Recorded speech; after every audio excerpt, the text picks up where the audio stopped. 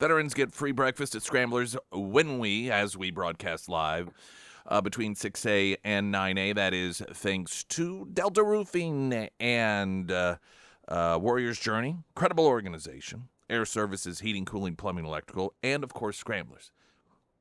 Which a couple of notations on Scramblers. One, they now have available Mexican Villa hot sauce. So for those, a lot of folks, they like to have, some sort of sauce or salsa. Some people use ketchup, particularly when it comes to omelets, but eggs, egg-based breakfast or maybe a burger with an egg on it. And so they've teamed up with Mexican Villa, given the Mexican Villa hot sauce that is ever so popular. And they offer that up as one of the things that you can have as part of your breakfast or lunch there. And then I actually talked this morning. I talked with Bill Cox over there this morning. Already? Yeah, I looked at my phone over an hour ago and I saw I had a message from him and to call him. So I called him, and he wanted me to let everyone know that they are starting for $7.99 during the week, a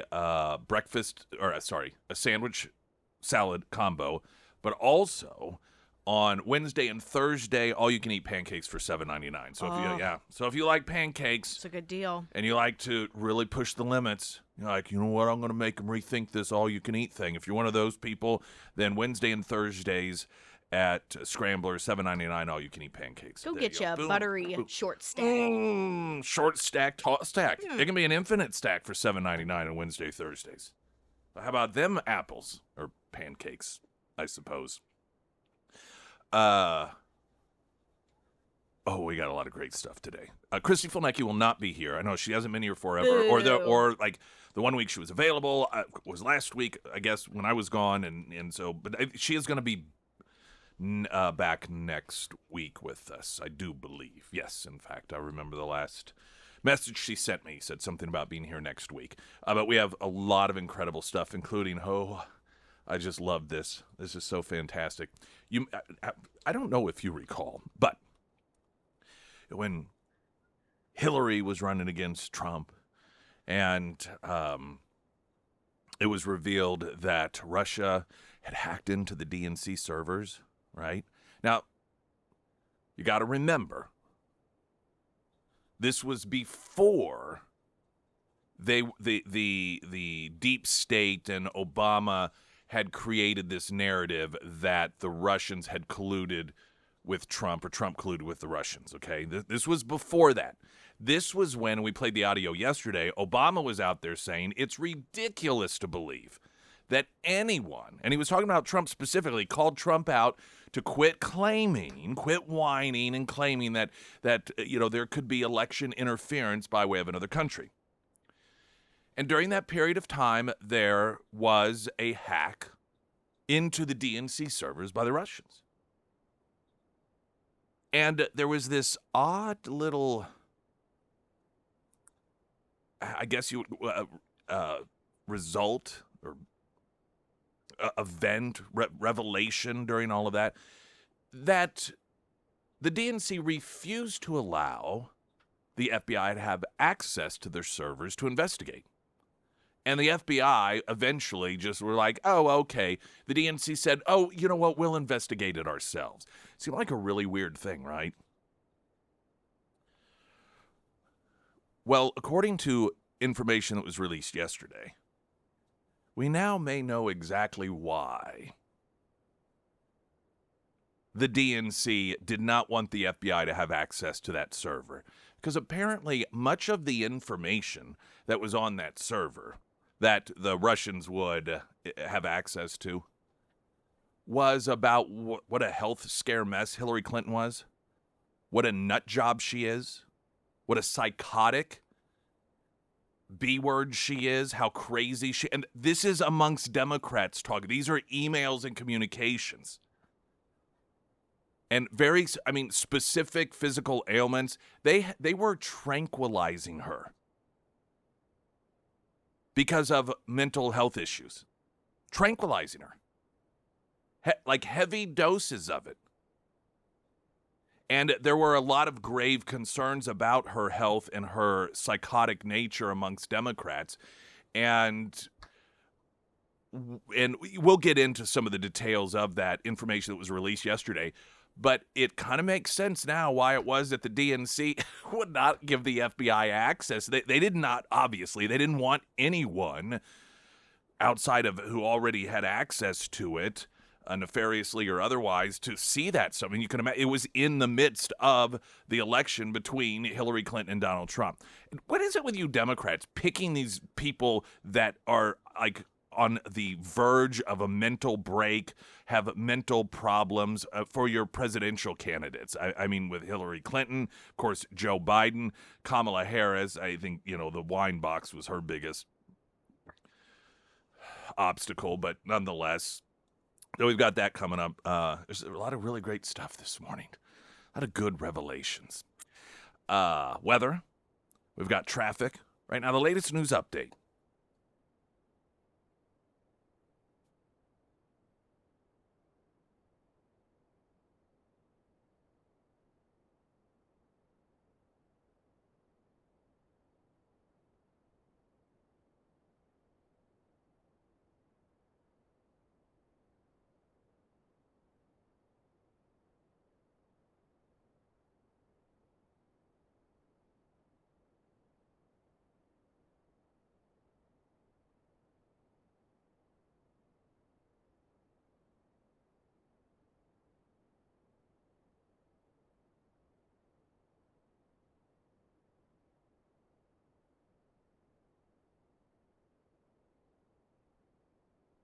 And the first alert forecast from Ozarks First meteorologist Tom Schmidt, sponsored by St. Clair of the Ozarks Home Improvements.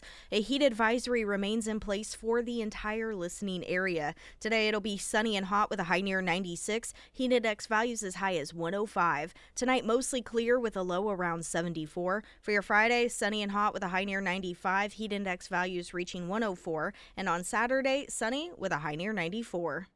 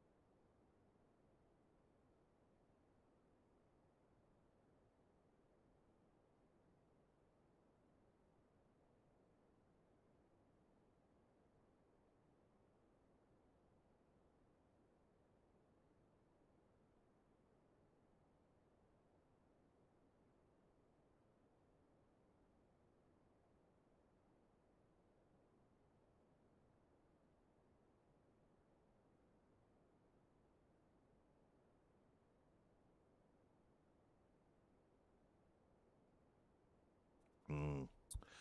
Hunter Hardscapes and Outdoor. I mentioned the other, I think it was yesterday, in fact, all the time I've told you about these incredible folks, Daniel Hunter and the crew, and I need to get back to reading some of the reviews of I did that, in fact, when I was on vacation, recorded some of those endorsements to share with you the experiences other people have had. But because I'm already a homeowner and because my relationship with them is taking my existing home and adding to it an outdoor living space. But if you are planning on building a new home, planning on building maybe a new business complex, and you want to level it up and utilize that much valued earth space that's outside the indoor living space, I recommend that you reach out to them as part of the planning phase and incorporate them into that so it can be really organic and it can fit what you're looking for ultimately, whether that is building your new home or a new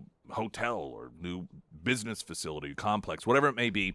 Hunter Hardscapes and Outdoor, you can find their site at hunterhardscapes.com. Also, Nick's endorsements at ksgf.com. I wanted to read just a quick little story, and this may not be relevant for some of your watching habits, but there's an important thing to be understood here. Netflix is dropping Harry and Meghan, but they're not going away anytime soon. This is a story in PJ Media, and it is regarding Meghan Markle. There's like two different shows. She's got this show on there in which she makes food, and it's come under a lot of criticism because people are like, this is not authentic at all. And this is actually just a incognito form of infomercial for her to sell a product line. But there was this other show that was Prince Harry and Meghan Markle together, the American Duchess, that launched, I guess, back in 2020. And there was that $100 million contract signed with Netflix. And they have decided to discontinue the Harry and Meghan series. And they're hey, there's no hard feelings. In fact, the CEO, they're saying, of Netflix, still does lunch with Prince Harry. They're good friends and everything. It's just a business decision. So in all likelihood, the $100 million price tag for this, they probably weren't. They looked at the financial landscape, and as a business that exists in order to make money, said, well, this just the amount of money we're putting into this, we're not getting back. So this is not a wise business decision. So for those of you people on the left, this is a very instructive story. See, this is what happens when you are a product or an entertainer, a show that is costing more money than you are bringing in. You go away. Now, you may be thinking, many of you right now, well, yeah, that's obvious. Why are you talking about this? Well, it has become clear from the Stephen Colbert situation that people on the left apparently they have no concept of this notion whatsoever. They don't understand that's how this works. Which I suppose is, it helps us understand as normal people why it is that when it comes to economic policies, people on the left are so horrible. Like, all of their policies are damaging to businesses, they're damaging to workers, they're damaging to the economy on a micro level, they're damaging to the economy on a macro level. And you and I smack our heads like, what are they? Are they purposely trying to destroy our economy? I mean, how is it that they can even think this is a good idea? These are people that don't even understand that an entertainer on a television network that is costing that network $40 million, and not like that's their cost for him, but then they make all of this money. No, that's in the hole after they spend $100 million per season on the show itself. The only thing that normal people who understand how business works find odd and questionable is why on earth they let it go on this long. I mean, that's the only thing about this that is perplexing, because this isn't an overnight thing that occurred with CBS. This is something that's been coming on for a very long time. And we talked about that. One, it's just the changing landscape of what people are looking for in entertainment anyhow. So there was already an uphill battle, but you couple that with the fact that those late night talk shows have turned into a place that is welcoming for everyone and has just become a political platform to bash on people that disagree with them. So when you combine those things, naturally, you are going to have a tremendous amount of loss of viewers, which means that you're going to have a loss of advertisers, which means you lose money. And so that, it's just, again, very obvious stuff. But apparently we have learned from all of this that people on the left have no understanding of this. I don't know why they think television programs exist. It would be very interesting to have a focus group of Democrats and ask them, so what do you think a network like CBS, what is their purpose? What is it that they do? Why do they exist? Why is it that you think a show like Late Show with Stephen Colbert exists? What is its point and purpose? And I think many of us would be shocked at the level of ignorance that a lot of these people would have, because I don't think they know. And when you explain it to them, I think many of them think, well, that's just wrong. So Harry and Meghan being canceled, $100 million price tag, apparently, even though the CEO of Netflix is buddies with Prince Harry, is cutting the show because apparently it's just not paying the bills. That's how that works. In fact, if you ever wondered why any show gets canceled, primarily it's going to be for that very reason. But I don't know, come to think of it, I have heard Trump make some, somewhat insulting remarks about Prince Harry, so perhaps this too was the work of Donald Trump.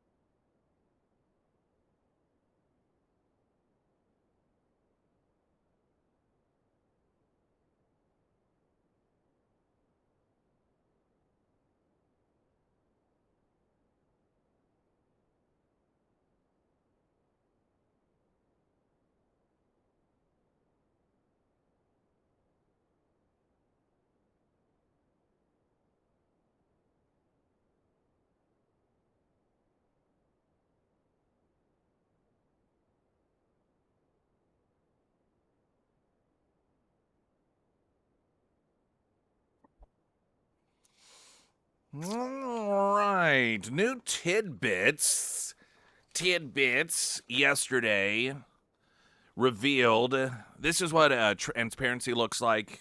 Those of you who are wondering why it is that we are just now getting some of the evidence and proof that the Russian hoax was a Russian hoax, but how it all came to be.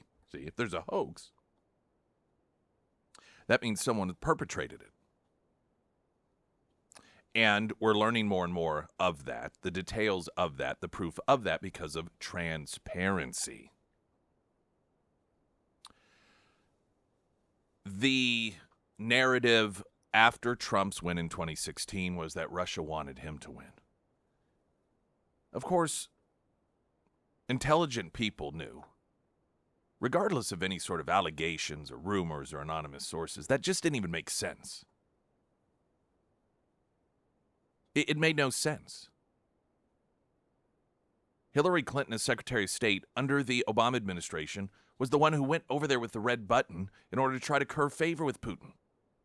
I mean, Medvedev was, the figurehead in charge at the time, but Putin was really still running things, and everyone knew it. One of the tenets of the Obama-Hillary Clinton foreign policy initiatives was resetting relationships with Russia because Russia was good. Republicans had a Cold War mentality. Urgh. Part of the campaign slogan was, we need to start reaching out to countries like Russia with an open hand instead of a clenched fist. Those were the words of Obama. And then Hillary Clinton was set over there with that red button that was supposed to say reset because of course, the sloppy nature of the Clinton State Department. They mistranslated it, and so it was a laughing point for the Russians.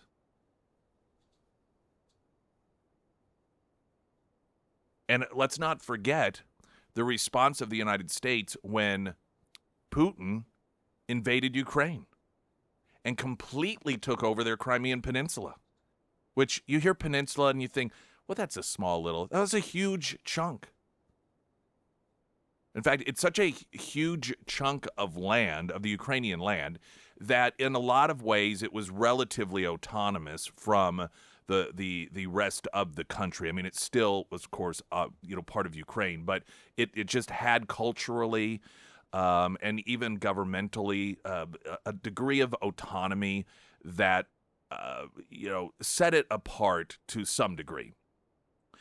And it's a massive piece of land. And Putin decided, I'm going to take that. And nobody did anything. John Kerry famously said, somebody needs to tell Putin he can't do that. He did. And, I mean, aside from any sort of discussion about military action, which I think it's fair to say most Americans would have been opposed to, although because it was Obama, the media would have been behind it and rallied Americans to get behind it and so forth. But there weren't any sort of serious economic sanctions. There wasn't any rallying or getting NATO together in order to push back. We loved Russia. But you and I are supposed to believe that after Putin's observations and experience of the Obama years with Hillary Clinton as Secretary of State, he didn't want her to be president. Are you kidding me? What a gift. What an absolute gift.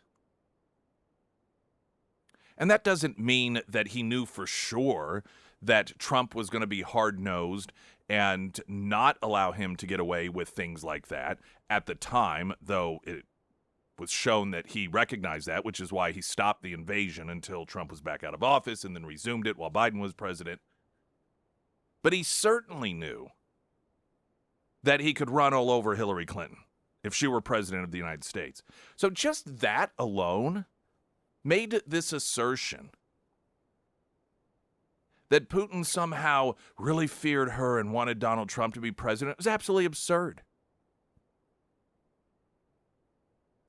And what has been released in the last 24 hours or so is just that, in fact, the Russians had all sorts of really scandalous and devastating dirt on Hillary Clinton. But you know what they did with it? They kept it covered up.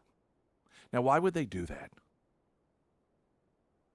Why would they not use that information against her in order to get Trump elected president? Because let's not forget, Hillary Clinton was easily supposed to win that election. And here this country that feared her so gravely had all of this damning information on her, but they decided to cover it up for her instead. Now, that's weird.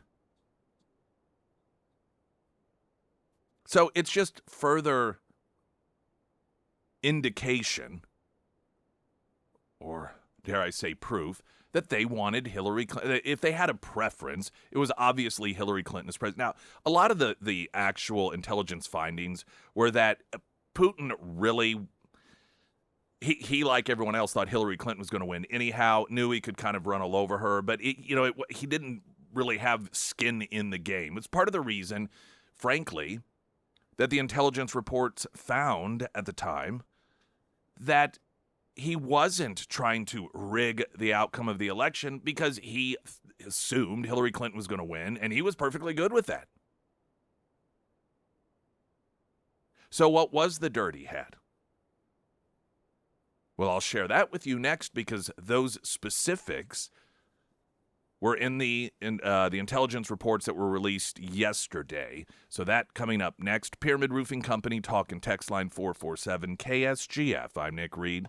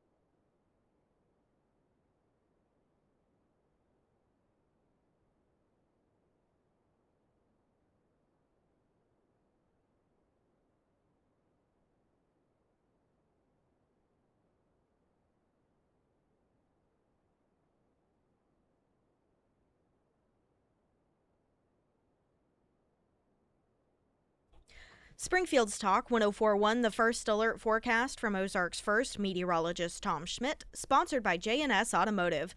A heat advisory remains in place for the entire listening area. Today it's going to be a hot one with a high near 96, heat index values as high as 105. Tonight mostly clear with a low around 74. For your Friday, sunny and hot with a high near 95, heat index values reaching 104. And on Saturday, sunny with a high near 94. Pinnaker Honda, this is what TD had to say. I have been a customer at this particular location, which at one point had previous owners for 22 years.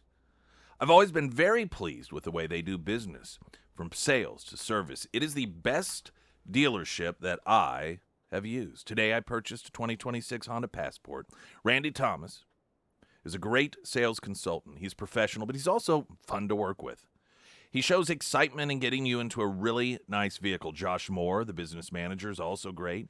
Gets through the paperwork in a very timely manner. I highly recommend Pinnaker Honda if you're looking for a new Honda. Look up Randy, and he will get you all fixed up. And they've got, right now, huge selection of pre-owned vehicles. So if maybe you're not in the market for a brand new one and all their incredible incentives, including some instances 0% financing, they do have over 120 pre-owned vehicles to choose from. Largest selection of certified pre-owned Hondas in the area with over 100 certified used Hondas on the lot. And they still do have, based off what I was just, I think the day before yesterday, 0.99% financing available on select certified vehicles, which, of course, is an incredible rate. I know that was going on in June, and there was at one point, I think it was the end of June, that that was going to expire. So that, with some certified vehicles, is still going on at Pinnaker Honda, just south of Walnut Lawn in South Campbell. And tomorrow's Friday, so they have food truck out there. So, according to the latest intelligence that has been released, Russia sat on intelligence about Hillary Clinton. And I think the reasons are clear. It's because they wanted her to win. And you think about that. Of course they would. Especially if you have that sort of dirt on whom it is that you think is going to be the next president of the United States. Boy, we get right back into the world of projection, don't we?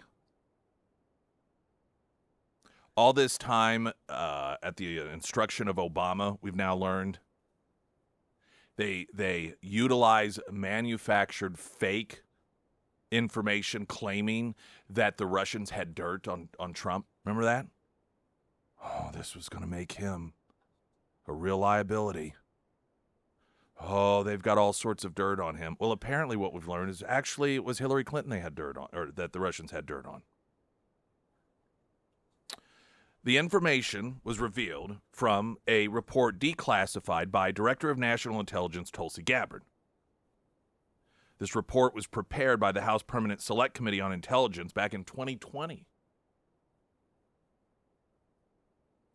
The report has never been released to the public and instead remained highly classified within the intelligence community. Fox News obtained the fully sourced limited access investigation report that was drafted and stored in a limited access vault at CIA headquarters. The report includes some redactions.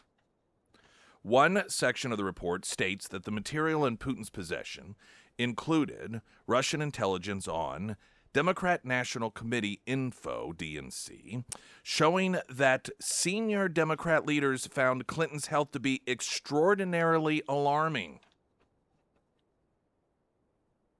Quote, as of September 2016, this is in the formerly highly classified report.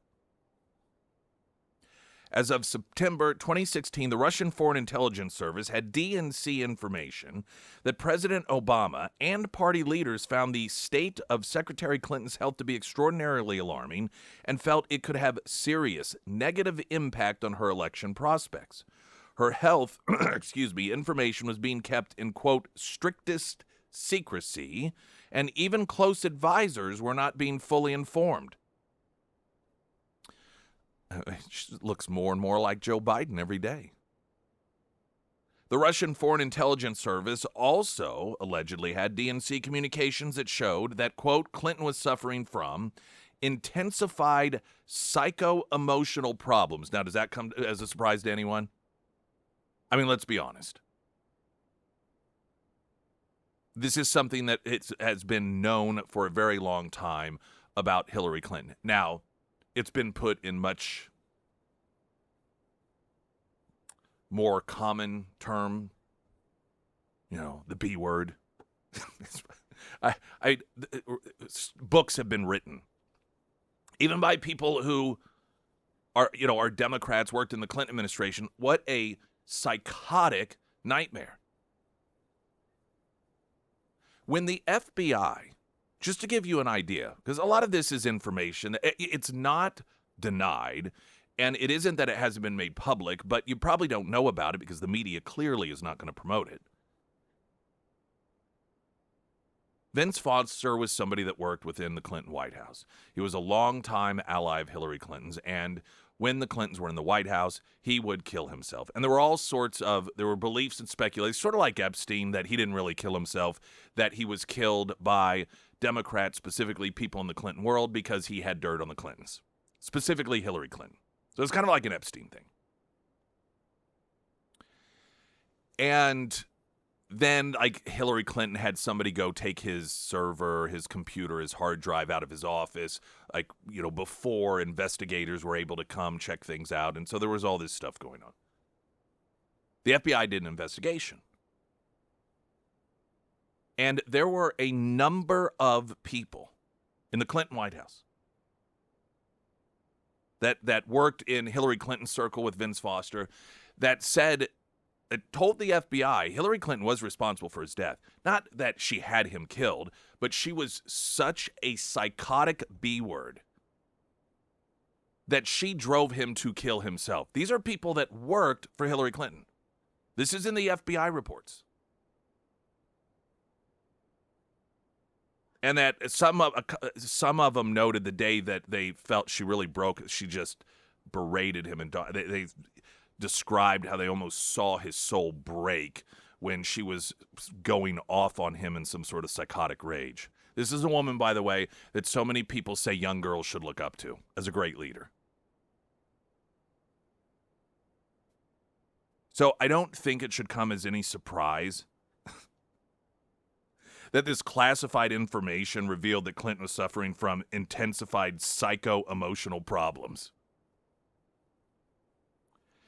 They listed it as including uncontrolled fits of anger, aggression, and then cheerfulness.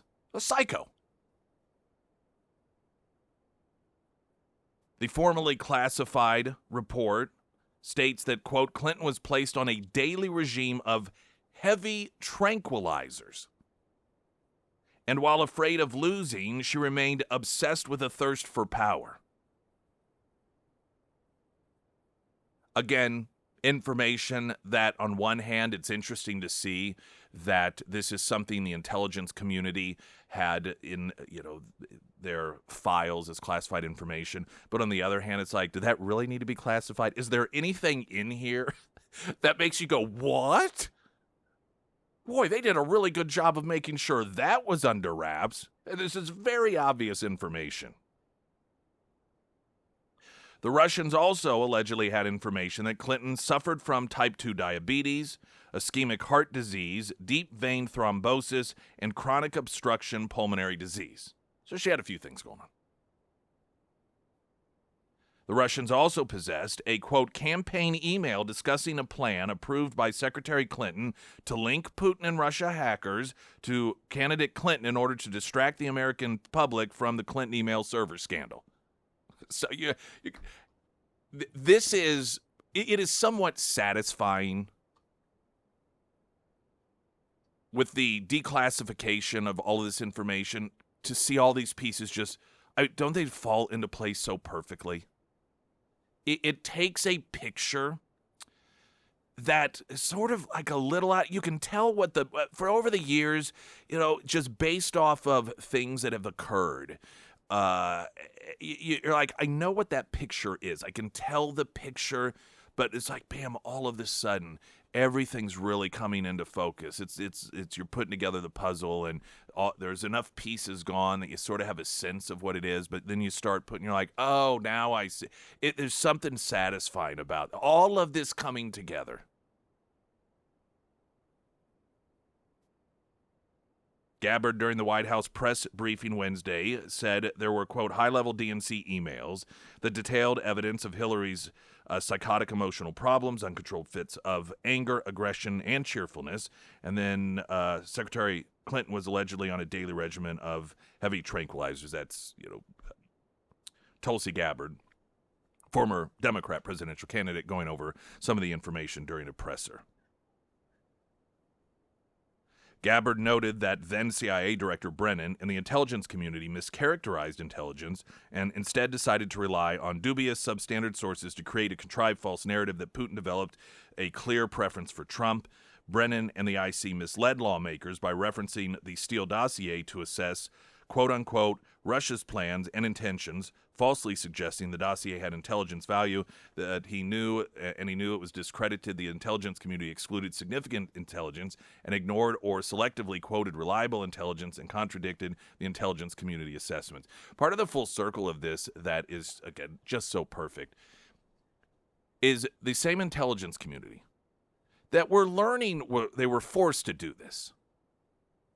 Brennan, and after that December 9th meeting in the Obama office, when he called everyone together and they were told, go redo this intelligence assessment that said Russia didn't do anything, then they go back, and there are many whistleblowers within the intelligence agencies that said, we pushed back and we were overridden. We were like, we know this isn't true.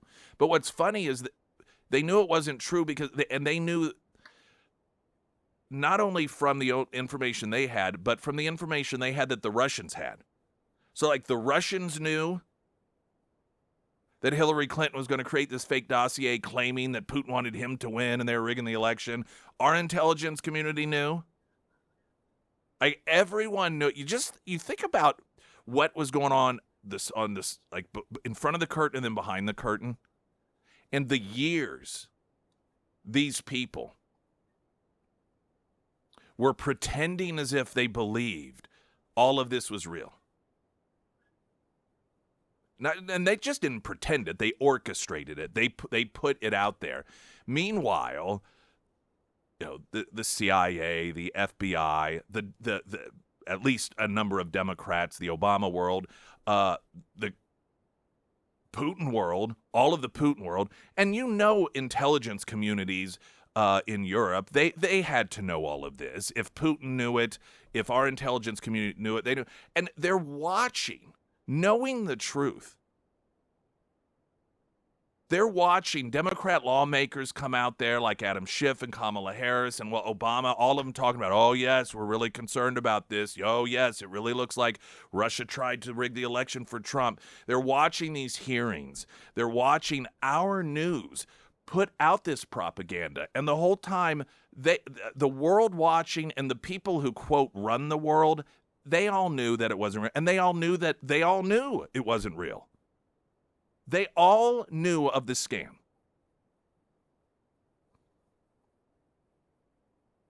Now, I want to, after the traffic, take you back because this really makes an occurrence, this little blip in history during the campaign. All of a sudden, it's like, oh, now that makes sense, the 2016 campaign. Springfield's Talk 1041. I'm Nick Reed.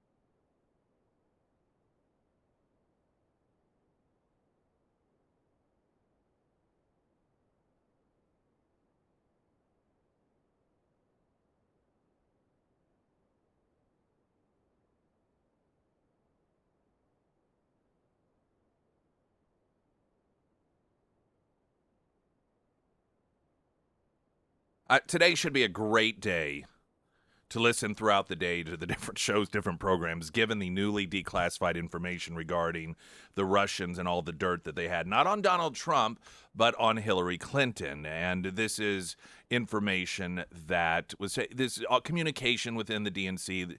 And so, among other things, they found that even people within the Obama, like President Obama and party leaders, they were very alarmed about Hillary Clinton's health. Quote, extraordinarily alarmed. And this is based off of the information that they hacked on the DNC servers during the 2016 campaign. And what they found is that Clinton was suffering from intensified psycho-emotional problems that had her on a daily regime of heavy tranquilizers, that she was obsessed with a thirst for power, that she suffered from type 2 diabetes, ischemic heart disease, deep vein thrombosis, and chronic obstructive pulmonary disease, that she had uncontrolled fits of anger and aggression, and then these bursts of cheerfulness. So psycho. And this was all from that hacking that took place.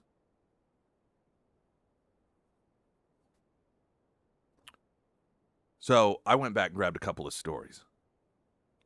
Sometimes I remember these little things that always seem odd to me. Like in the moment, I'm like, well, that just doesn't make sense. Why? This is from January of 2017. While there's still an investigation, though the election is over, into the Russians hacking into the DNC server. Headline from The Hill, James Comey. DNC denied FBI's request for access to hack servers. The FBI requested direct access to the Democratic National Committee's hacked computer servers, but was denied, Director James Comey told lawmakers on Tuesday. The Bureau made multiple requests at different levels, according to Comey, but ultimately struck an agreement with the DNC that a highly respected private company would get access and share what it found with investigators. Now, the reason that I remember that is because, well, I talked about it on numerous occasions at the time, saying that is not how things are supposed to work.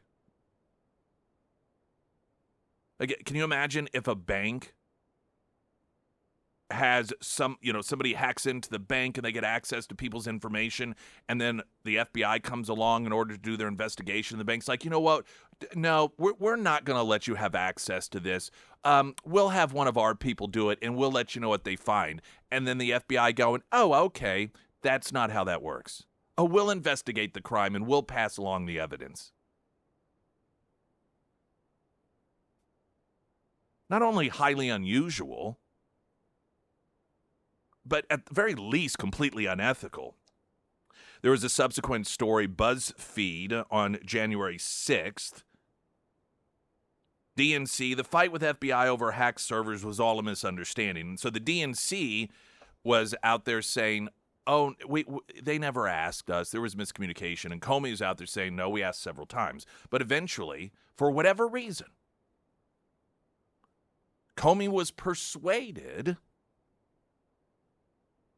to allow the DNC to just tell them through their own investigators what happened. Well, now that we see what information the Russians obtained from that server, it kind of makes sense, doesn't it? It all really comes into like, now we know at least partially what it was that the DNC and apparently James Comey, I suspect James Comey had to know why. I mean, I know he's corrupt, but I would think that without being given a reason, like, you can't just tell us we can't investigate. The DNC does not have authority over the FBI. The FBI is not a division of the DNC. So I suspect he was told, listen, here's what's in it. And so you can kind of understand why it is we don't want this information to be part of any sort of report. Just all of it, like bing, bing, bing. Remember in the 90s, those magic eye posters? And you just looked at it, it looked like nothing. And then they're like, well, just kind of let your eyes relax and act like you're looking through it. And then all of a sudden people are like, oh, I see it. And even if you kind of know what's there, then all of a sudden, bam, you see it. That's these intelligence reports, what Russia knew, what it was Obama ordered, what Comey knew, what the DNC was doing and saying, what people, all of it, it's like, there it is. Which, of course, is why the media is completely, they're doing everything they can, just like they always have, to downplay it, say it's nonsense. Here, in fact, so here's CNN. Tulsi Gabbard comes to the podium in order to start, for the first time, going over this evidence, okay?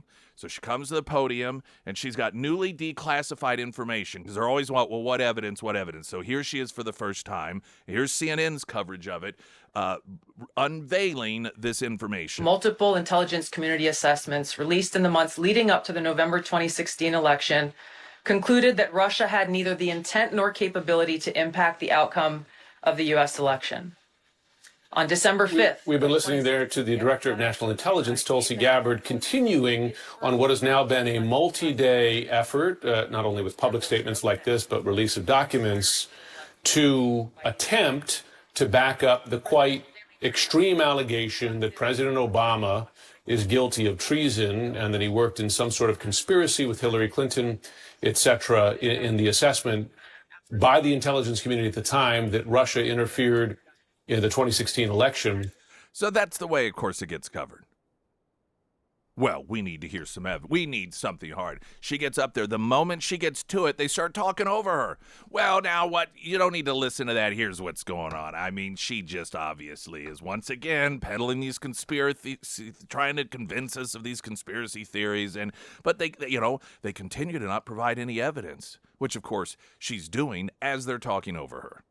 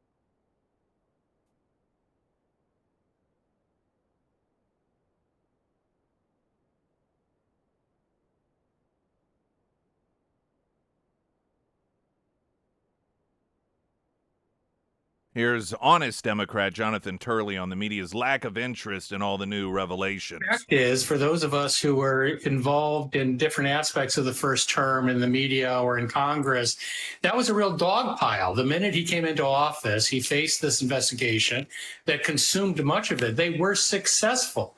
You know, these are media figures who were looking for a Russian conspiracy. This is it, and you were part of it. That is, the Russian conspiracy was to seed this false narrative that would consume the first Trump term. And it worked. But it wouldn't have worked without the people in that room. You'll notice how they fervently refused, despite Tulsa's efforts, to address the evidence that she just released. That's consistent with what they did during the first term. They weren't interested in looking at evidence that contradicted the narrative. They're still not interested because it implicates not just these high-level officials, it implicates them. Yes, it does. Yes, it does. Oh, they've learned so much from covering for Biden, haven't they? We've got news coming up in 60 seconds. Springfield's Talk 104.1. I'm Nick Reed.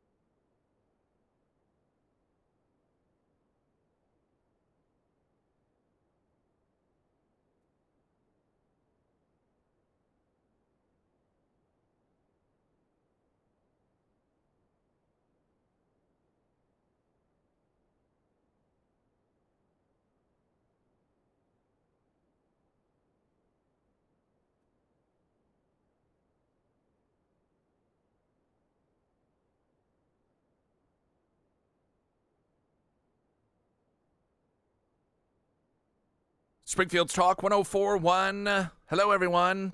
Welcome. I'm Nick Reed, streaming live, KSGF.com, the KSGF app. If you want to, you can watch the show. That is on YouTube. Just look up and subscribe if you want, or don't. Just observe. And you can watch us live, watch past episodes. It's Springfield's Talk 104.1. We do have Heroes Breakfast tomorrow, free breakfast if you're a veteran, 6A to 9A.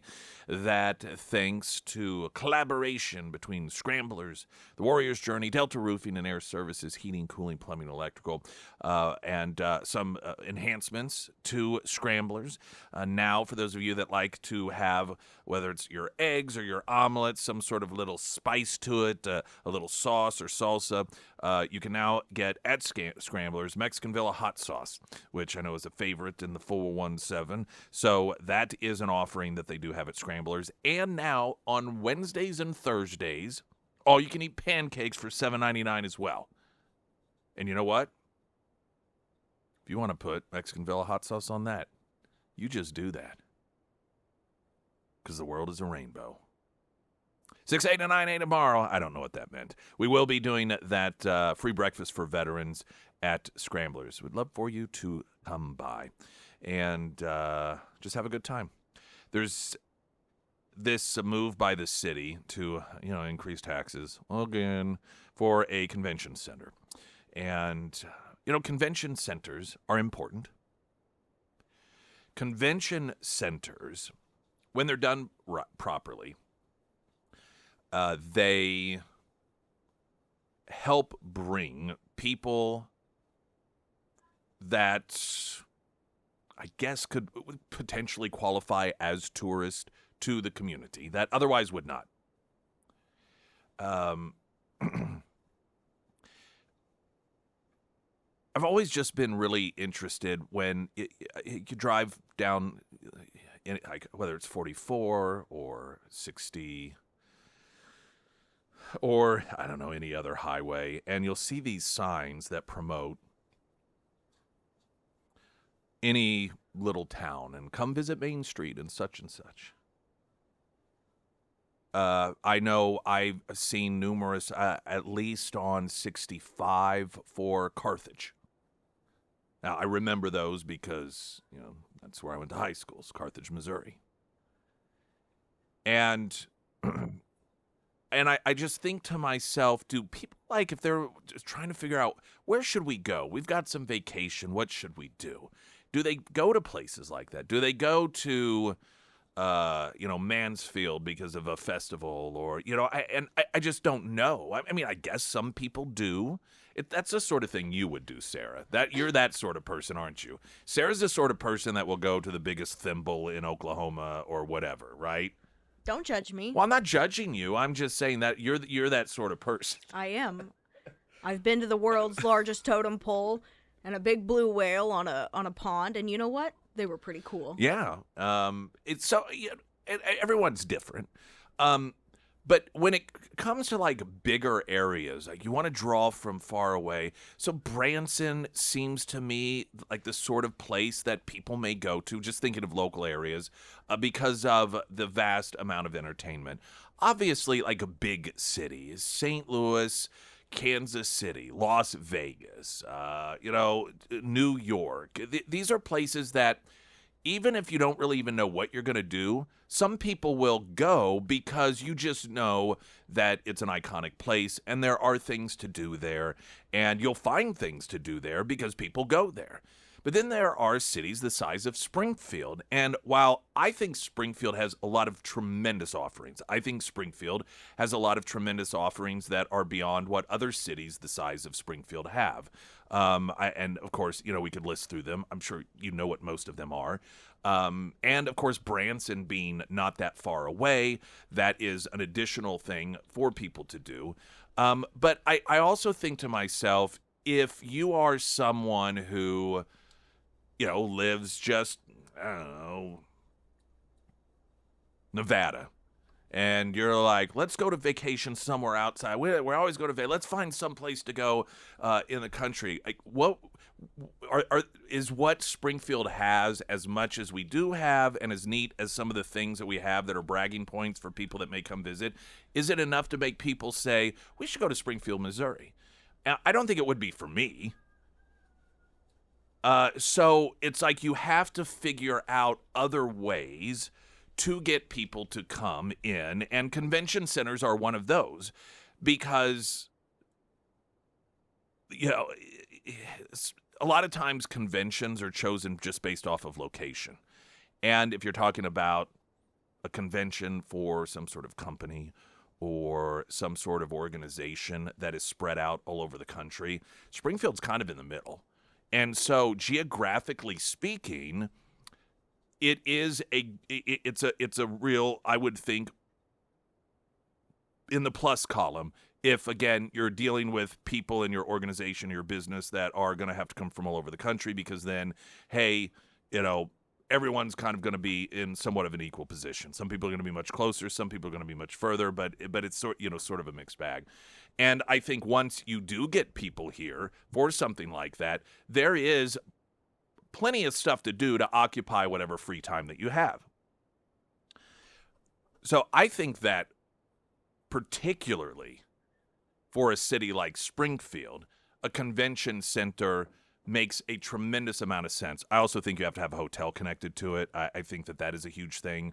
Also, people just like that when they're booking conventions. It's a lot easier. You're thinking about what's going to be easiest for people, and if they can, have it in the same building, just go down a walkway or a skyway or whatever, and then have all the conventions, right there, connected to the hotel. That's a huge plus when picking. And so, those are all different components that come into play. Of course, then comes, how do you pay for it?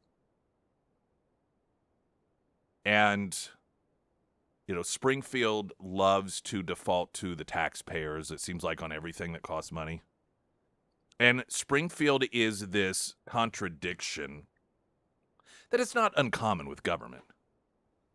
On one hand, golly gee whiz, we just don't have enough money for these things that we need, so sorry, we have to come back to you for money. But then they'll pop up and they're like, we got all this money from over here. We're going to hold, town halls or send out surveys and ask you how you think we should spend it. It's just like, and on one hand has so much money, they don't know what to do with it. So much of your money, the taxpayer dollar, they don't know what to do with it. So they have to ask you for suggestions. But then the other hand is out there saying, gosh, we just don't have enough money. Will you give us more money? And then when you point that out, they always explain to you, well, you just don't understand, see, the way government works. And because this is over here for that thing, and this is over here for that thing. Well, yeah, because that's the way it gets set up by people in government. So they create these scenarios in which they at times are so flush with taxpayer dollars that they have to try and, quote, figure out ways how to spend it. But then on the other hand are so desperate for tax dollars because they don't have enough, they have to come back to the taxpayers and ask for it. And that's what they're going to be doing when it comes to this convention center. There's a discussion whether, we're going to put it on the ballot, and this is going to be put up to the voters. So the voters will get to decide. And the voters will vote for it. I believe that in Springfield, there will be a huge push. I'm sure the chamber will probably be behind it. Springfield Chamber tends to support taxes that Springfield wants. Most people it'll be sold as, well, you aren't going to be paying it anyway because it's going to be paid for by people that stay at hotels and Airbnbs, and you're not doing that. So it's going to be people from the outside paying for it. Hear all the wonderful things that are going to happen. And, oh, by the way, there's $30 million that the governor, and this is part of it, the governor has placed $30 million allocation on a restricted list, which, means that he can or, maybe won't release it, but for the purposes of a potential convention center, but it has to be matched.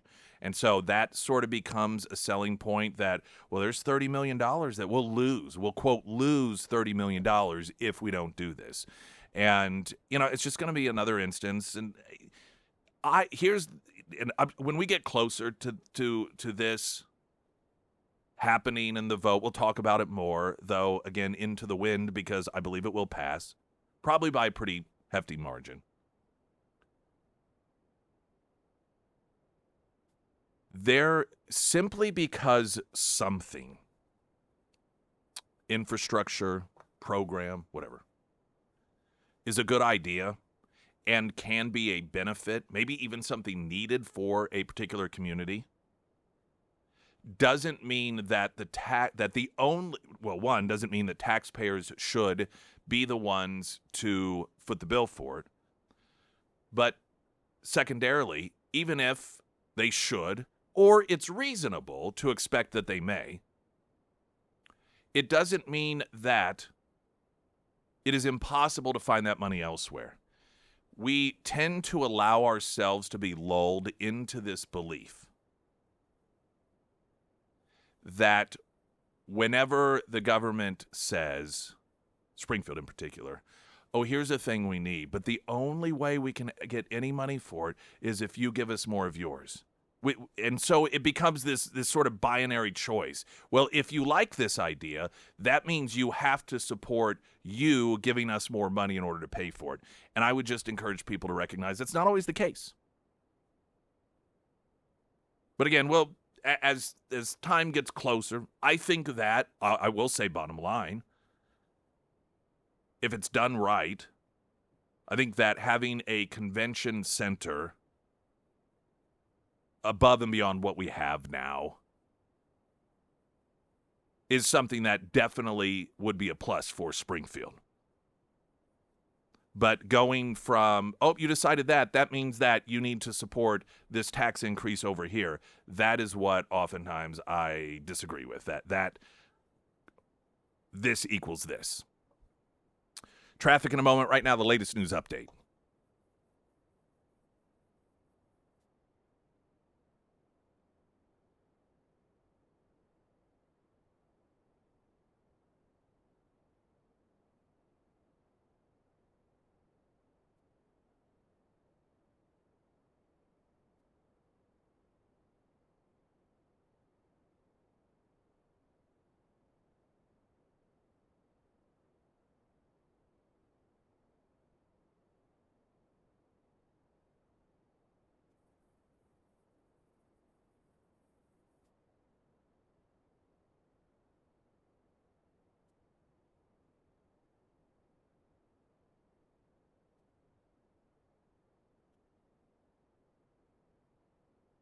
And the first alert forecast from Ozarks First meteorologist Tom Schmidt, sponsored by St. Clair the Ozarks Home Improvements.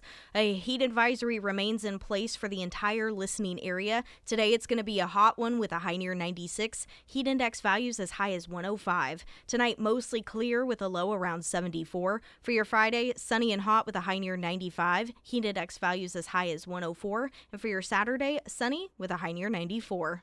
Do you guys go to the fair? Sometimes. It's going to be so hot, Well, it though. always is. I mean, that's the thing. It's just, I guess that's how they decide. I did think, why don't they just move it into the fall whenever the weather's nicer? But I'm guessing, well, because school's out, Yeah. but still. I had this conversation yesterday, Oh, actually. did you? Yes. It is. It's so unbearably hot. Maybe that's part of it, you know? I mean, the thing I like about, and if I remember right, unless my mind is playing tricks on me, last time I was at the Ozark Empire Fair, this held true.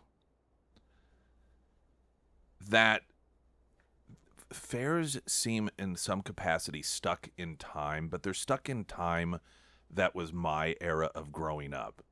Like the rides and the music are the exact same as when I was a kid. It's like that 80s rock hair, Welcome to the Jungle.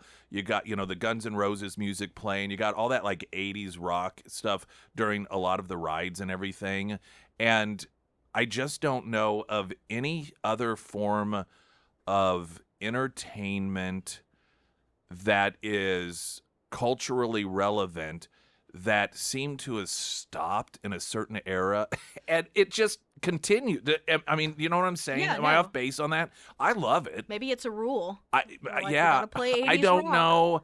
And I'm not saying that you're not going to go and hear other, more modern music and stuff, because you do. But in my head, I swear, Welcome to the Jungle. You can't go to a fair without hearing Welcome to the Jungle playing during one of those rides that it always seems like it's the one. I don't know. They have different names, but it goes in a circle. It's like in a train thing. Oh, yeah, yeah. And I it know what you're goes talking up about, and yeah. down, and not loops or anything. And then it's got a top over it, and then a background to it as well. Whatever those are called. I just, in my mind, when I see that, I hear Welcome to the Jungle playing. You're not wrong. That's what, and the food. I mean, so, I like fairs. Are you going this year? I don't know. One of the things I used to do at the Dent County Fair, because half my kin line is from Dent County, is as a kid, I don't know why I would do this. The swings that go around, they lift up and then you go around, and so you're in these swings. You're like in the baby seats for larger adult people, and the chain thing, goes up, and so it's swinging around, and you can see everything. I would kick my shoe off. Just to see it fly and hit someone. That is why I would ride that ride. Just to watch that shoe go flinging from however high in the air you are. I mean, it seems like you're 1,000 feet in the air when you're a kid. Probably just, 20 feet up or so, if that. But it was pretty high up, because I remember in a couple times not quite eyeballing where it landed and having a hard time finding it. But that was the whole reason I would ride that ride. You're a delinquent. I used a lot of tickets on that thing, I can tell you that much. Coming up, Zelensky's betrayal. National Review has a great piece on this. I touched on this just briefly yesterday. And Zelensky has eliminated the two top anti-corruption organizations. In fact, this has resulted in, I'll say thousands of people protesting against him for the first time since the war started. And even NPR is covering this a bit, and you have a lot of people that are out in the field that are saying, we're out here fighting for liberty and freedom, and this guy's taking it away. And so I thought I'd share with you some of what is listed in this National Review piece. And of course, this is, I think for a lot of people, it is, to me, interesting to see the left's reaction. Are they going to ignore it? Because let's not forget, this is the guy that they say is the great defender of everything that is freedom and liberty. And he constantly does things that they claim Trump is going to do because Trump is a dictator, which is pretty funny.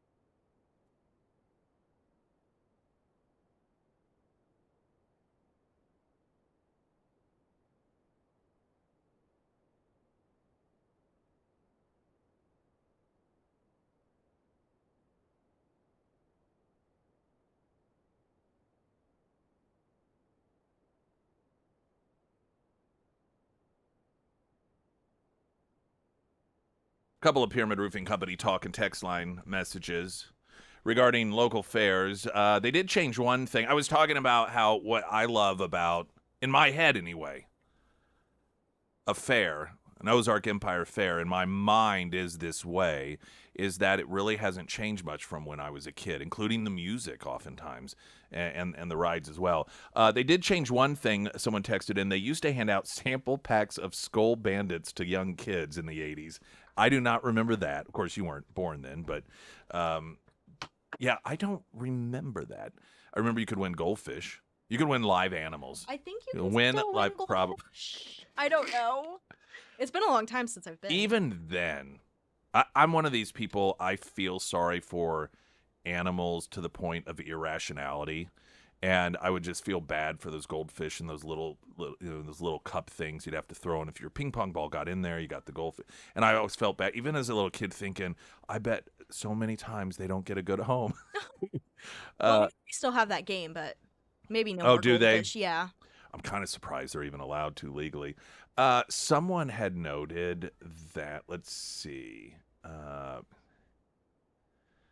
Where did it go? That one of the songs they remembered it was a bobsled ride. This really aggravates me that now I can't find it. There's the skull. There's this. For me, I remember riding the flying bobsleds to Dragging the Line by Tommy James and the Shondells. Now that obviously is much before the music is before the '80s. Tommy James and the Shondells. I've actually seen them in concert twice. I was supposed to see them 3 times, but the third time was at Downstream. And the night before, they had a performance in New Jersey. I say them, Tommy James. All the Shondells are different. But they got snowed in New Jersey, so that concert got postponed. I didn't get to go. The fair has always been a place for people to display and get awards for craftsmanship in different areas. One that is season-dependent is agriculture and floriculture. A fair in the fall or spring would be missing much for that reason. Oh, okay. Well, that makes sense. Yeah, makes We were sense. talking about why is it in the summertime it's always so hot, and the idea of potentially moving it to when it's a little bit nicer. Though I want to say the Lamar Fair. Maybe that was in the summer. In high school, we would go up to the Lamar Fair quite often. And I don't know, maybe that was in the summer too. The one thing I know I'm just kind of going off the beaten path here, but They do theirs in whatever. August. Okay, so yeah, we'd go up there, we'd pile in the cars, my buddies and I, and we would go up there, and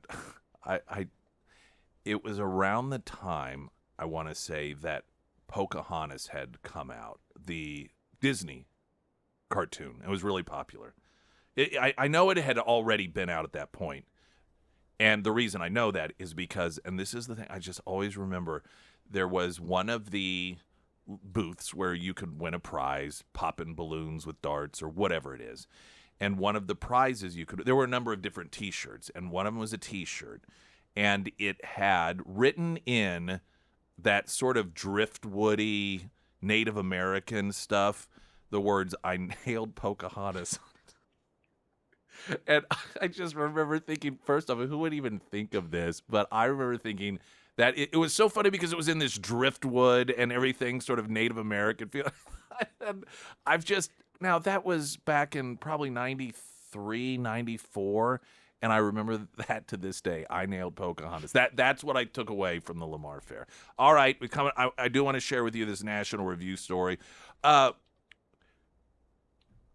Our author of the week is going to be a great one coming up in the 8 o'clock hour, sponsored by ABC Books on North Glenstone. It was one that you actually turned me on to, Sarah. Mm-hmm.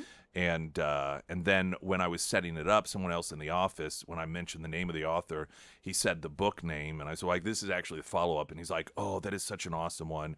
And it is all from it's surrounding near-death experiences or death experiences and then coming back to life. And the author was someone that when he wrote it and explored it, he was an agnostic. He was not a believer in these things. And he found himself to be a great believer because of all the scientific research. And it's just really fascinating stuff. So we'll be talking with him coming up in the 8 o'clock hour. That, once again, Author of the Week, sponsored by ABC Books on North Glenstone.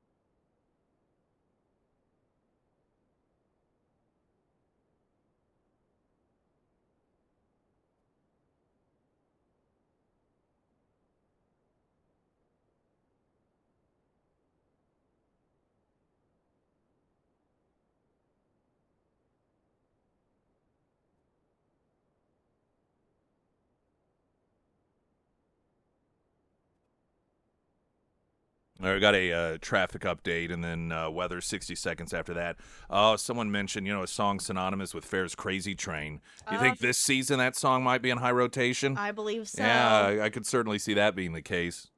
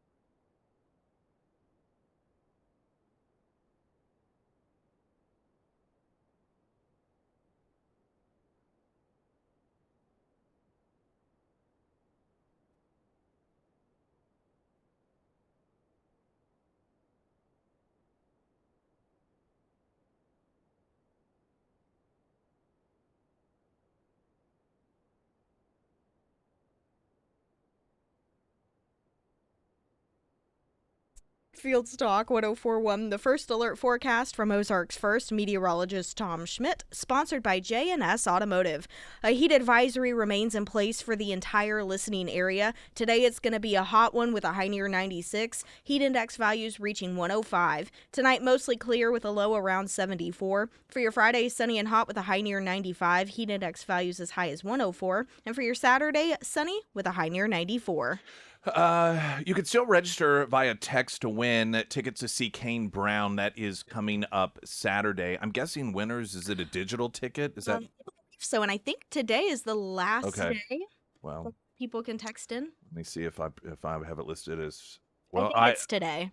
It's listed to promote tomorrow morning as well. I think it's today Okay. because the concert, I want to say it's It Saturday. is Saturday. Yeah, that's So, why yeah. I was asking that it must be digital.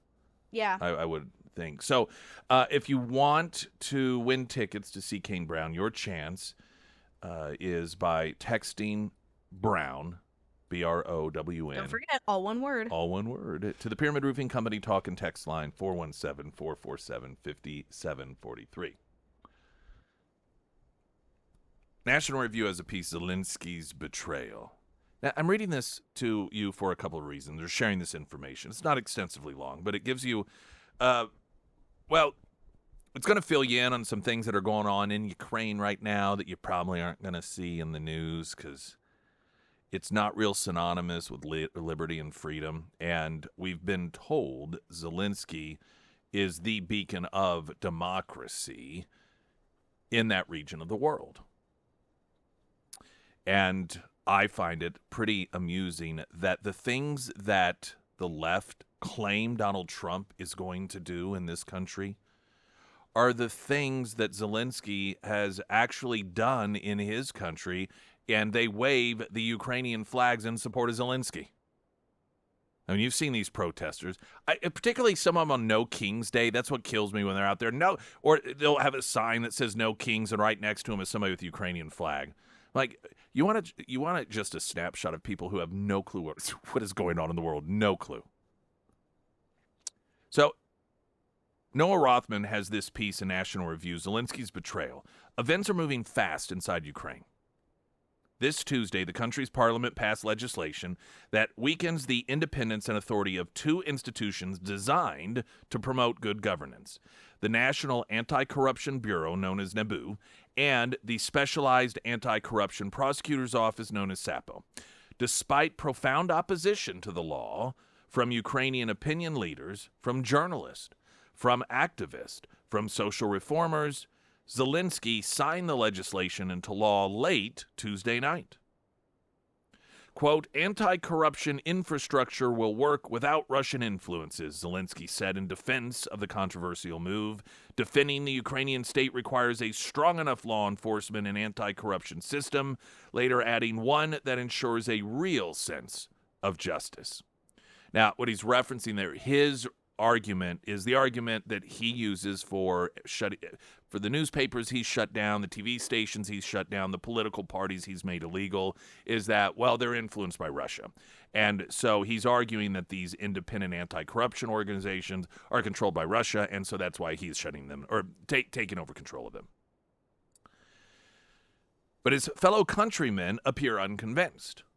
Quote, it's totally a betrayal of everyone who is on the front line, for everyone who is fighting for our liberty, for everyone who is fighting for Ukraine, not being Russia, said one 29-year-old doctor in an interview with NPR, of all places. And it's definitely not an honest move. To judge from the protest in Ukraine's streets against the law, the first anti-government protest since the start of Russia's second invasion of Ukraine in February of 2022, and the first mass demonstrations against Zelensky, Ukraine's urban population seems inclined towards the doctor's view. As many observers have noted, the whole affair is too sordid and counterproductive to ignore the implications. The rush appears to have been sparked by investigations into members of Zelensky's circle and the president's desire to further consolidate control over powerful institutions during wartime, the Financial Times well-sourced reporter in Kiev, Christopher Miller, wrote. So in other words, the reason that people are protesting in the streets is that these two organizations were investigating corruption within Zelensky's government, his inner circle, and so he shut them down. Civil society leaders said that he had timed the move on the assumption that Western allies would be too distracted, including U.S. President Trump, turbulent policy moves to notice internal Ukrainian politics. It's no exaggeration that Ukrainian public opinion is in an absolute firestorm after the parliament approved a law essentially dismantling independent anti-corruption agencies just days after SBU raided key investigators, the Wall Street Journal observed Tuesday.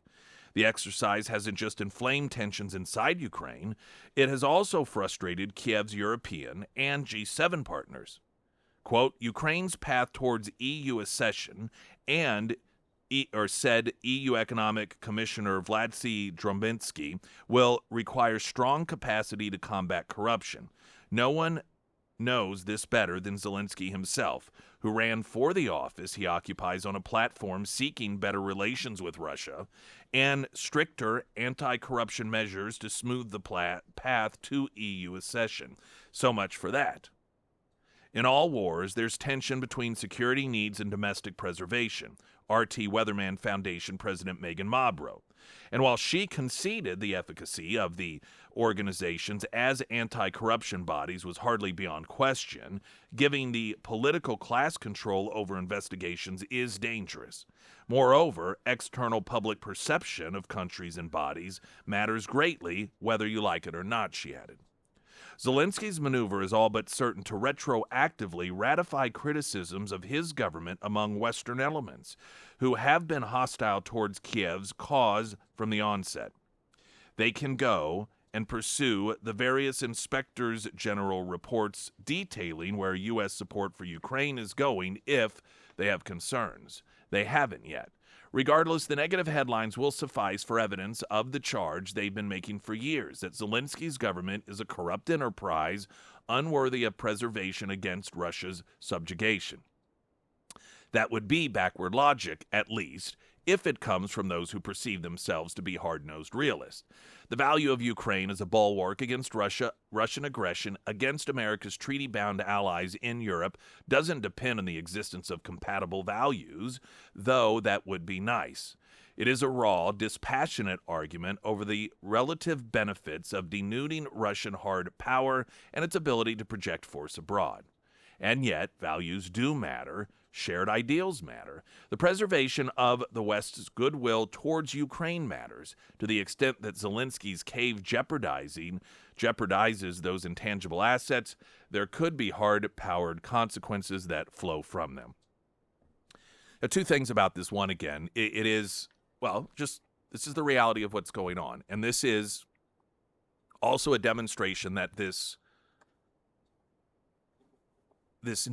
narrative that was created, this huge propaganda push, whether you agree with it or not, was based off of support, largely, not completely, but largely, from people who either did not and do not actually have any idea what's going on whatsoever. I mean, let's face it, and there are a lot of people who do know what's going on. But when it comes to left-wing activists, generally they just wait to be told what to be upset about, who to support, and then they do it. And they can't tell you why. I mean, if you ever watch any of these videos in which you'll have somebody that is, generally a conservative YouTube channel activist or whatever, and they'll just go to these rallies and ask people, well, what is it that, this specifically that you are against this for? And they never even know. I mean, these people, and sometimes they even acknowledge it. They're like, well, I didn't know it, but, I was just given a sign and told. They just love to be part of something. They love to be angry, and so they wait for their cues. And they were used largely in this huge push of support for Ukraine. Now, that doesn't mean everyone who supports what we're doing in Ukraine or supports Ukraine is one of those people, but those are sort of those are the ones you oftentimes see on the side of the road or over the bridge waving Ukrainian flags and so forth. And the hypocrisy at the same time of painting Zelensky as some sort of great defender of democracy. That is why we should support him. And it defies a reality, and it's a reality that in the next to the last paragraph in this National Review piece is addressed here, saying that, listen, the value of Ukraine as a bulwark against Russian aggression against America's treaty-bound allies in Europe doesn't depend on the existence of compatible values, though that would be nice. And this is something that unfortunately has gotten lost in public discourse, particularly when it comes to something like Ukraine. And that is this idea, particularly when it comes to wars and conflicts, that one person has to be determined to be wonderful and good and everything that is pure, and that the other one has to be 100% evil. And that's what, again, not completely, but largely occurred on the left. And you heard it through their rhetoric. If you even ask questions, well, you're just a puppet of Putin. You're spreading Russian disinformation. You're a Putin puppet, Putin puppet, Putin puppet, and you would be labeled that because Putin is bad, and this is bad versus good. Zelensky, you could not question him. Even when he showed up with an actual Nazi in Canada, you can't question him. When money can't be accounted for, you can't question him. When he shuts down newspapers, you can't question him. When he outlawed political parties that were in opposition to him, you can't question him. Now, he, yesterday, in the late of the night or on Tuesday, shut down or took over these two independent anti-corruption organizations that were looking into corruption within his inner circle and so forth. And you can't question him because he's the good guy. But when it comes to particularly the discussions of whether we should or shouldn't, should we be involved, should we not be involved, it isn't always about one side is really, really good and one side is really, really bad. Sometimes you have two countries that are both kind of corrupt. I think that a lot of informed people look at the government of Ukraine and recognize that there is a level of corruption there. Most people also feel the same way about Russia. But oftentimes that doesn't, that's not what dictates who's right and who's wrong. Sometimes you can have two bad guys two corrupt guys, but still that doesn't mean that this country should have invaded that one. And I think that second to the last paragraph in the National Review piece is a very, very important point when it comes to these particular issues. In that, I mean, you look at the alliances during World War II. Sometimes you have to ally yourself with bad people. Sometimes, you've got, again, two bad people that are in a fight, but you end up siding with one because you determine that it's in the best interest of the region or world stability. What becomes problematic, and I think people can have all sorts of different assessments and arguments and ask questions. But when people who weigh in, particularly the decision makers, instead of looking at it that way, they pick, oh, we're on this side, and so that means this person is good. Don't question them. And if you question anything that they want or do, that means you're a puppet of that guy over there, and that means you're a bad guy. That's not a positive way to approach stuff. Fact of the matter is, Zelensky is not some great defender of democracy. Zelensky has done all of the things that the left, who claims Trump is a dictator, claim that Trump would do, still claim that he will do.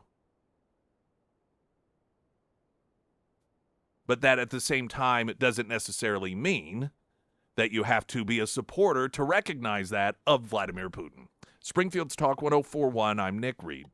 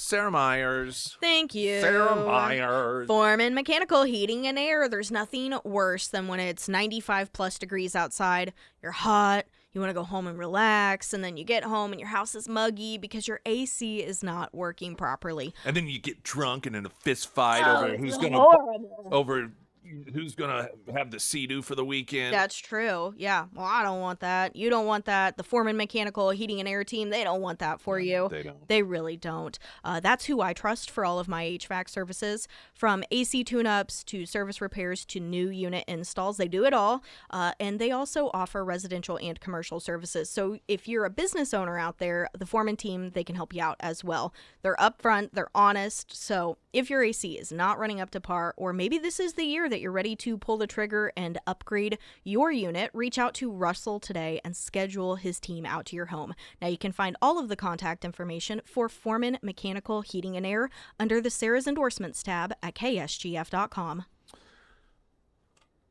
We have seen the normalization of violence in this country, the attempt, and it's worked to a large degree with a certain segment of the population. And despite the attempt at great lengths that the left has gone in order to try to make you believe it's people on the right, the reality is when these acts of violence occur, it is people from the left. And then it oftentimes gets celebrated. To that point, Breitbart News reporting, Luigi the Musical.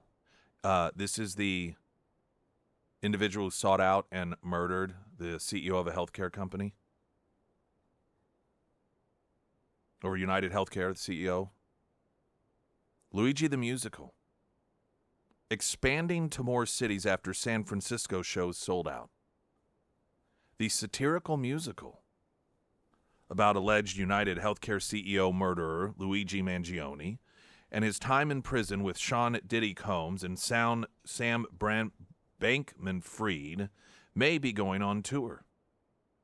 Luigi the Musical has reportedly been selling out shows in San Francisco and now wants to open in new cities. The musical bills itself as a satirical prison comedy inspired by the bizarre true story of 3 high-profile inmates housed together at the Metropolitan Detention Center in Brooklyn.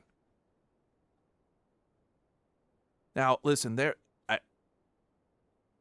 there are satirical films, books, movies that exist about bad people.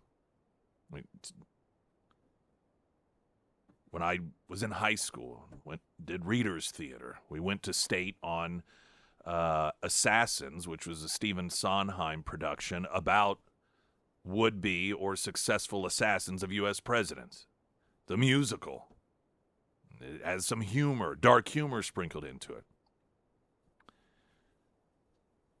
And as a human race and as a culture, there is this, well, you've heard the term too soon, right? And as time goes on, generations pass, people that were directly impacted by horrific events, as they no longer exist, we tend to view horrific events, tragic events differently. We oftentimes deal with them in humor as time goes on. That's how we are as humans. I mean, this guy is still, as the trial even officially started, or they still, I mean, this just happened in terms of, historic timeline. And while it may not be specifically about him, P. Diddy Combs in there and Sam Friedman is in there, the financial fraudster, and so it isn't. But I don't know. I just think that there's something distasteful about part of it's the fact that this guy is still to this day being celebrated by people on the left. And these cultural results of the left not only normalizing violence in this country and making it not just acceptable, but considered virtuous to murder people that you don't like, that you think they did something wrong. It is a very, very dark place to be. And the fact that instead of pulling it back, instead of people within that particular cultural or political movement standing up and saying, this is not who we want to be, they applaud it, celebrate it, and apparently sell out the shows and want to expand across the country. This is Springfield's Talk 1041. I'm Nick Reed.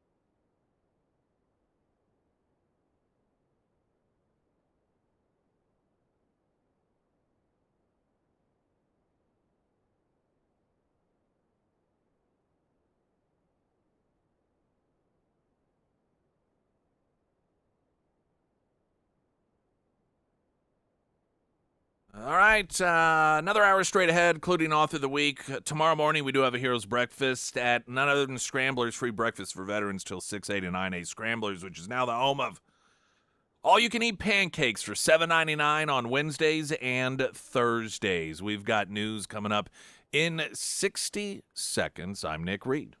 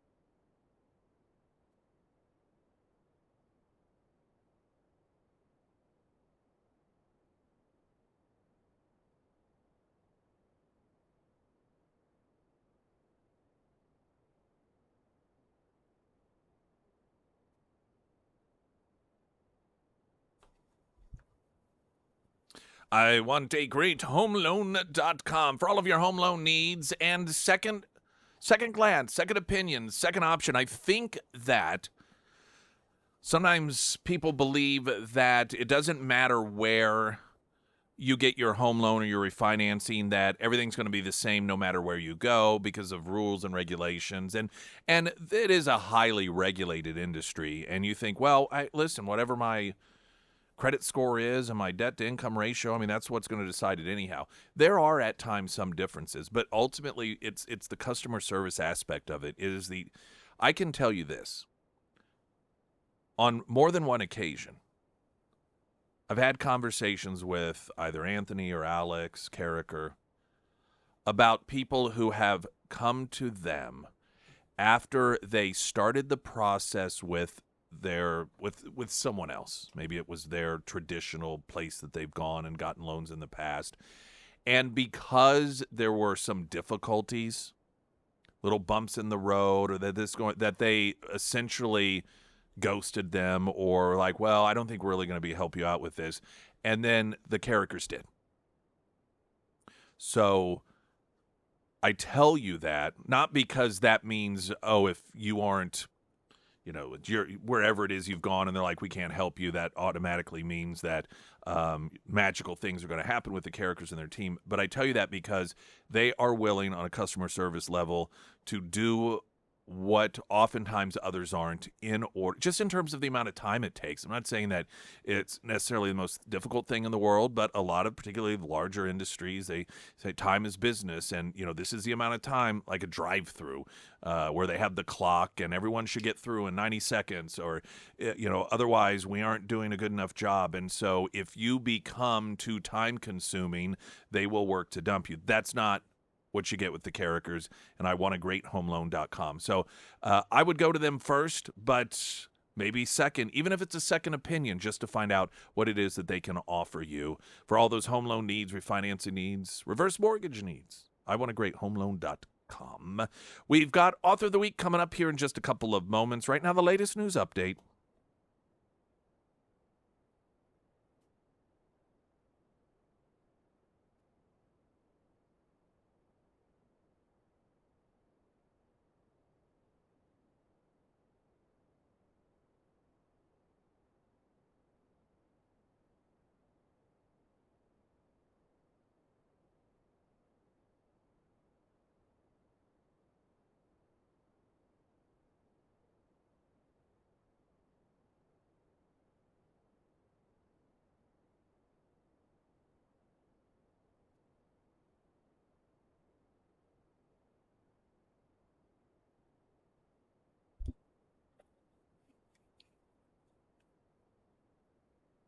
And the first alert forecast from Ozarks First meteorologist Tom Schmidt, sponsored by St. Clair the Ozarks Home Improvements.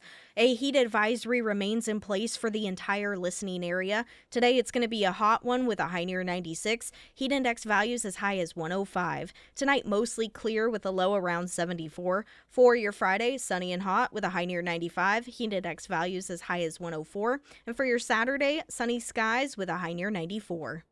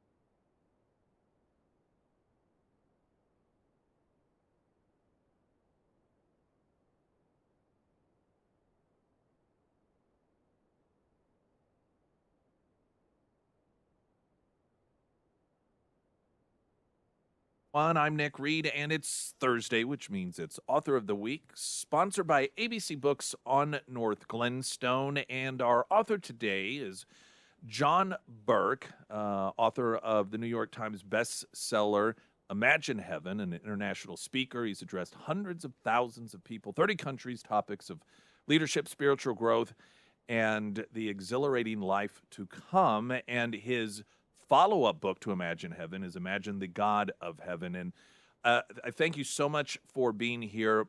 Sarah, my producer, had actually heard an interview that you had done elsewhere and was like, "Oh, you've got to check this out." And then while booking this, setting it up, a number of people internally they just heard your name and said, "Imagine Heaven." I said, "This is actually the follow-up to it." So it's very I love this sort of stuff as a believer in God, specifically, Christian and Christ. There's hope in this, and I find beyond just the biblical component and the quote faith of it all. I love when the scientific aspect of it gets involved, which so oftentimes gets overlooked. So if we could start off a little bit about Imagine Heaven. I know you've got Imagine the God of Heaven as the follow-up, but for people that aren't familiar, talk to us a bit about Imagine Heaven. Yeah, well, I wrote Imagine Heaven in 2015, and it really comes out of my kind of bizarre obsession with trying to figure out what are these things called near-death experiences, and how do they fit with what God's revealed in the Bible. And it goes all the way back. I was an engineer by trade before I became a pastor. And I was an agnostic when my dad was dying of cancer. This is 40 plus years ago. And someone gave him the very first research that coined the term near-death experience. So for those who aren't familiar, this is when people clinically die. So literally no heartbeat, no brain waves, some for minutes, some for hours. I've interviewed people, they've shown me the hospital records, an hour and 45 minutes with no brain waves, no heartbeat. And yet they are resuscitated, they come back, and they consistently talk about they were more alive than they've ever felt, in a place more real than this has ever felt, and many times in the presence of this God of light and love, whose presence they never wanted to leave, knew them intimately, love them with a love that they couldn't even explain in words. So I read this when I'm still an agnostic, and I was like, oh my gosh, maybe this is the evidence I've been looking for. Because as an engineer, I was always like, yeah, well, how do you know? I mean, Jesus, the Son of God, and, afterlife. I mean, it all sounds good, but there's just no evidence. And here was possible medical evidence. And so I began, that began me on a journey, which actually I came to faith studying the Bible after that, because so many of them talked about this God of love and Jesus. And so for the last 40 years, I have studied close to 1,500 cases of near-death experience, really focused on clinical death and resuscitation and the commonalities of what they say. So Imagine Heaven is the culmination of that research and looking at the 40 commonalities of what they consistently say. And this is all across the globe of what happens when they clinically died. And then I'm showing how all 40 of them align with the expectation of the afterlife in the Bible that God's given us all along. So that's kind of Imagine Heaven. All right, and then Imagine the God of Heaven. Is it almost a part two? Is it a continuation? Is it more expansive? Yeah, so in Imagine the God of Heaven, I actually interviewed 70 people on every continent from every religious background, and I'm really showing how the consistent commonalities of what they're saying is really pointing out the story of God and who God has been revealing himself to be as the God of all nations, all the way back to Genesis 12, when he says, I'm going to bless all the nations through this one nation. And so I'm showing the whole history and story, but also the character and the attributes of God both what is in the scriptures, but through the eyes of these people. And we're talking people who should not, this would not be their cultural expectation of God. And yet consistently they're meeting the same being, the same God. Well, that's when I might bounce around a little bit, and forgive me for doing so on this. But one of the things that I hear themes, I guess, people that are skeptical say is, well, it's almost like a dream. People, it's they hear stories about near-death experiences, or they grow up hearing about heaven, and oh well, when you die, you'll see grandma, and so that's what they think that they're seeing. And one of the things that it sounds as if you found here is that these experiences were not based off of cultural or any sort of expectation. They were just consistent regardless of religious or cultural affiliation. Is that correct? Well, yes. And I have a chapter 2 in Imagine the God of Heaven that is all about skeptics, science, and near-death experiences. And it's the 10 points of evidence that convince me that this cannot be brain-based.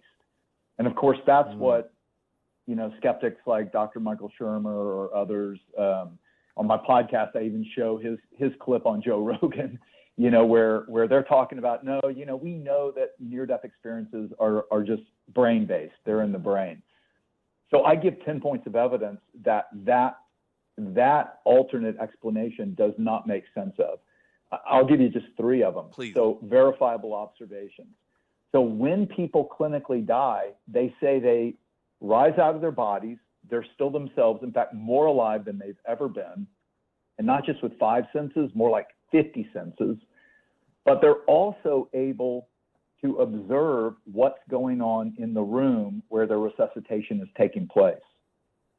So I've interviewed cardiologists who started to study this, and Dr. Michael Sabum, the cardiologist, who told me, my patients told me things that I did resuscitating them that I could have used the tape, the recording, to teach other physicians how to do resuscitation. There's no way they should have known all those techniques, and yet they were able to describe them.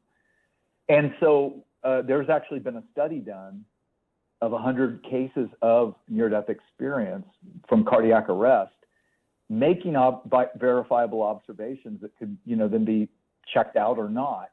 And they found that 92% of their observations were completely accurate. Another 6% were mostly accurate. Only 2%, which turned out to be one patient in the study, were inaccurate. So we're talking about something that grounds these experiences in our reality in a way that couldn't just be happening in the brain, because they had no brain waves. Where are they recording these memories? And yet they come back able to have memories of what was happening when their brain was not working. So that's one, verifiable observations.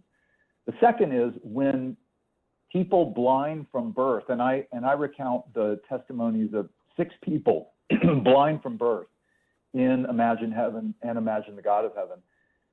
When they clinically died and had a near-death experience, they could see. And they report seeing all the same things as sighted people having a near-death experience, including things that they would have never heard about on Earth. Because remember, they had no visual concept. Like Debbie, in Imagine the God of Heaven, I report on Debbie, who was blind from birth. She falls down on her bathroom floor, basically had a seizure and stopped breathing. She's up above her body, and she watches her mom run in, and she's later able to tell her mom what she was wearing. She was wearing a dark robe, and her mom said, yeah, it was in my black bathrobe. Debbie travels to this place of exquisite beauty where the light of heaven comes out of everything, doesn't shine on things, and it's not just light like we know light, it's light that is love. And so here are blind people consistently describing this that they would not have heard about on Earth, and yet it fits with what other near-death experiencers say as well. then there's this great reunion usually, and Debbie meets her grandmother, who she had never known in life. Okay, she'd never met her, but she meets her grandmother on the other side, and when she comes back, she accurately described to her mother what her grandmother looked like, but her mom said, well, that is what she looked like, but when she was about 30. Well, that's another consistency, is that the people they meet in heaven on the other side typically are in their prime, about 30. So all these things, and this is not just a one-off, this is consistent. So verifiable observations, blind people see, and then, like I said, 48% of people having near-death experiences encounter God, and this is all across the globe. And this God of light and love is not necessarily the God of their cultural or religious expectation, but does align with the God who's been revealing himself, saying he's doing something for all the nations, to bring all people back to himself. So that's just those three can't be explained if these near-death experiences are just brain-based.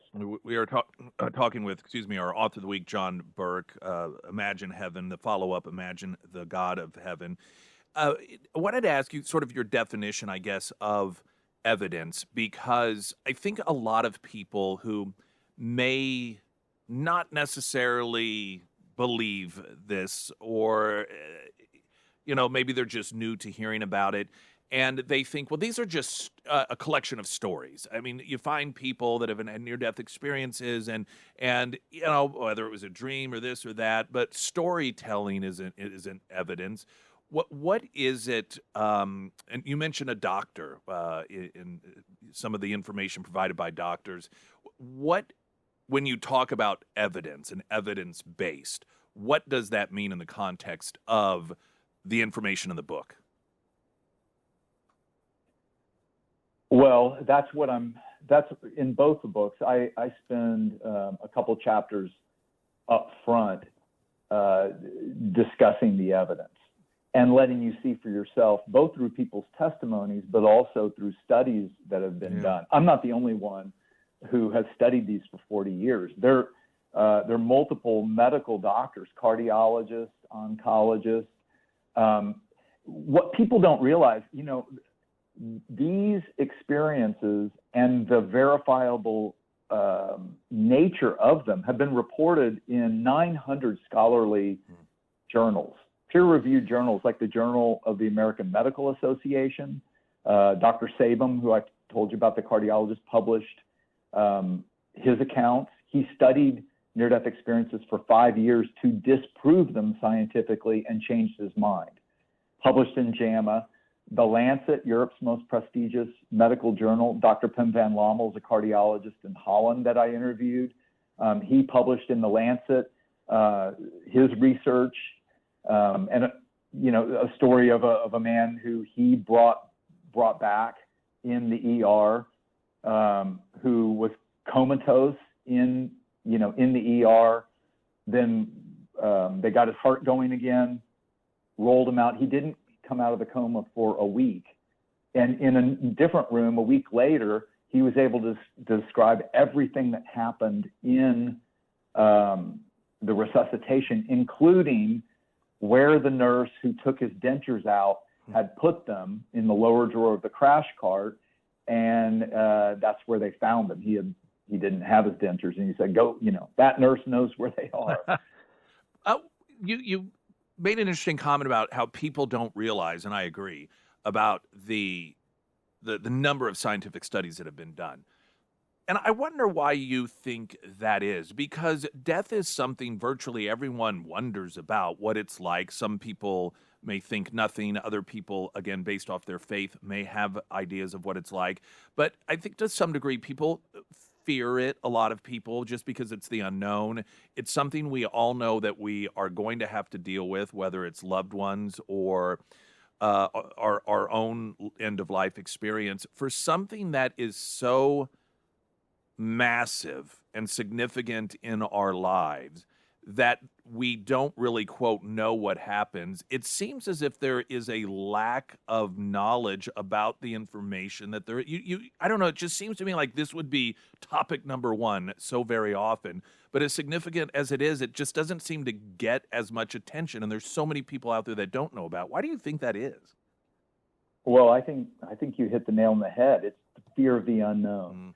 You know, we like control, but there's fear of things we don't know. And honestly, that's why I wrote Imagine Heaven, because for skeptics like I was, agnostics like I was, to me, this is incredible evidence. But also for believers, this is so hopeful. I mean, when you read Imagine Heaven, it's like going on this journey that you think like it can't be that good, but it is that good. I mean, these people are we're talking about thousands of people consistently testifying to the same reality. That's really what's happening is, you know, we are confined to finite 3 dimensions of space and 1 dimension of time, but they're moving beyond that into a world that is more real because it has added dimensions. The way I like to use an analogy is, imagine we're living this life on a flat black and white painting in your living room. And so we only have up and down and side to side. We don't even have the dimension in or out. And so death means separation. So imagine at death, your 2-dimensional flat self is peeled off that painting and suddenly leaves that world and is brought out into this 3-dimensional world in your living room that was around you all the time, but you couldn't even conceive of where. And now you experience yourself, but more alive because you have more dimensions of experience. You experience color.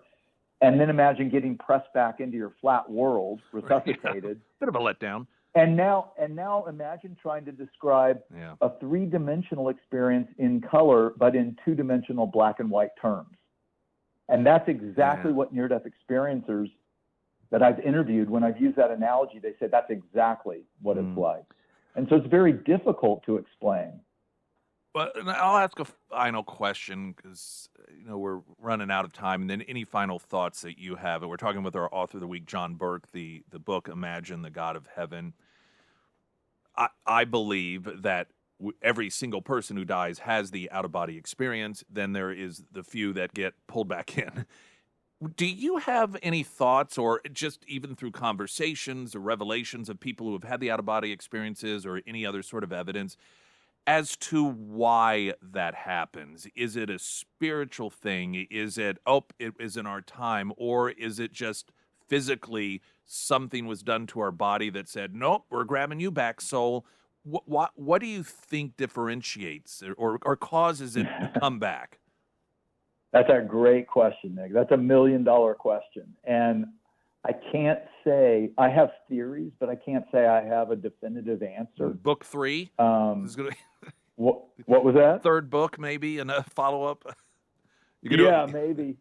I'm gonna have to have more understanding myself, because I've asked the same question, and I can't correlate like time physically dead to it doesn't really correlate. There does seem to be a consistency of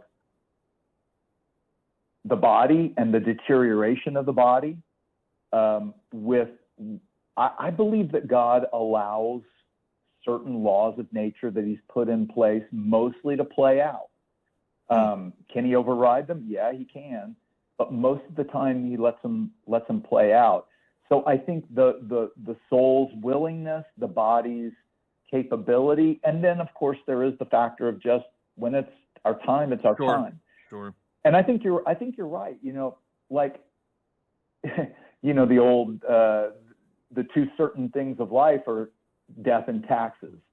And we don't like taxes, and I guess we don't like thinking about death either. But when you start to imagine heaven accurately, and when you start to see who God is and what he's like accurately, you start to realize that, oh my gosh, this is just the beginning of the greater story.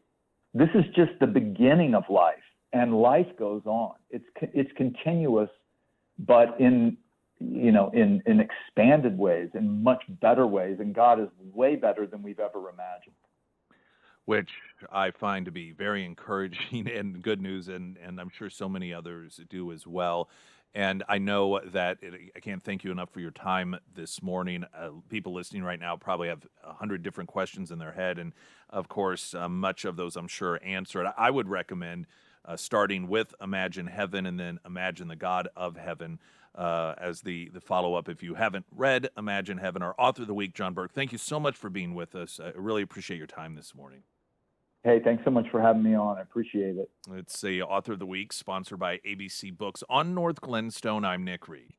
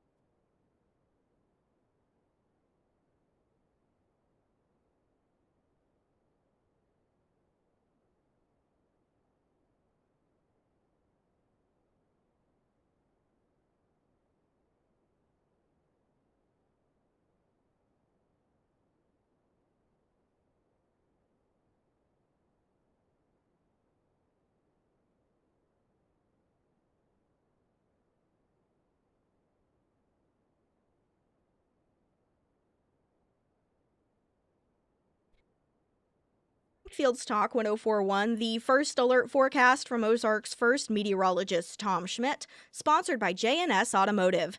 A heat advisory remains in place for the entire listening area. Today it's going to be a hot one with a high near 96, heat index values as high as 105. Tonight mostly clear with a low around 74. For your Friday, sunny and hot with a high near 95, heat index values reaching 104. And for your Saturday, sunny with a high near 94.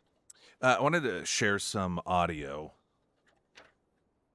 that aired on CNN yesterday, and this was host Pamela Brown, whoever she is, host on CNN. And she's interviewing Mahmoud Khalil. This is one of the great causes of the left over the past year. And he first made headlines last year when he served as a negotiator between Columbia University officials and the anti-Semitic groups protesting following the October 7th attack in Israel and the number of subsequent protests during a wave of campus encampments across the country. Khalil was among those demanding the university cut off financial ties with the Jews and any company linked to them. In March of 2025, he was arrested by ICE, citing the fact that he lied on his green card application and noting his pro-terrorist activism as posing a threat to U.S. foreign policy. He would spend 104 days in federal custody before a New Jersey federal judge released him in June. So this was a big, the left loved the guy and everything. And any time it would be noted, yeah, but this guy is like, he's a promoter of terrorism. I mean, this is a guy that is a promoter of Hamas, and the left would say, no, that's a mischaracterization. That's not true at all. This is someone who just wants the war to end. That's all. He just wants he is not pro-Hamas in any way, shape, or form. There was an interview with CNN's Pamela Brown yesterday in which she gives him not one, not two, but three opportunities to condemn Hamas. And the reason he got three opportunities is because he wouldn't do it. Just to be clear here, though, do you specifically condemn Hamas, a designated terrorist organization? By the way, if you listen to her, she's telling him what the proper answer is in the way that she asked the question. She starts off, just to be clear, I mean, you do condemn them, right? So she's cueing him as to the correct answer, and he still won't condemn Hamas. Just to be clear here, though, do you specifically condemn Hamas, a designated terrorist organization in the United States, not just for their actions on October 7th? I condemn the killing of all civilians, full stop. But what I don't want to get into is no, I am very clear with condemning all civilians. I'm very straight in my position in that part, but it's disingenuous to ask about condemning Hamas while Palestinians are the ones being starved now by Israel. It's not condemning October 6th, where 260 Palestinians were killed by Israel on before October 7. So I hate this selective outrage of condemnation, because this is not, this wouldn't lead to a constructive conversation. And this is also like what we want to deal with is the root causes of why that happened. And it's in no way anyone can justify just to be clear, the killing of civilians. Mahmoud, yeah. We did ask about, we talked at length about your views, of course, on the Palestinians, but it is fair to ask you about whether you condemn Hamas, because the Trump administration has claimed that you are a Hamas sympathizer. So it's very important to actually ask that question in this broad conversation. Yeah, I simply asked and protested the war in Palestine. He's like, yeah. The third chance she gave him there was even trying to put it in context, like, but see, now let me ask this again. You see, Trump is using this against you. Like, she's so desperately trying to help him along, so desperately, like, listen, the answer is you condemn Hamas and terrorism.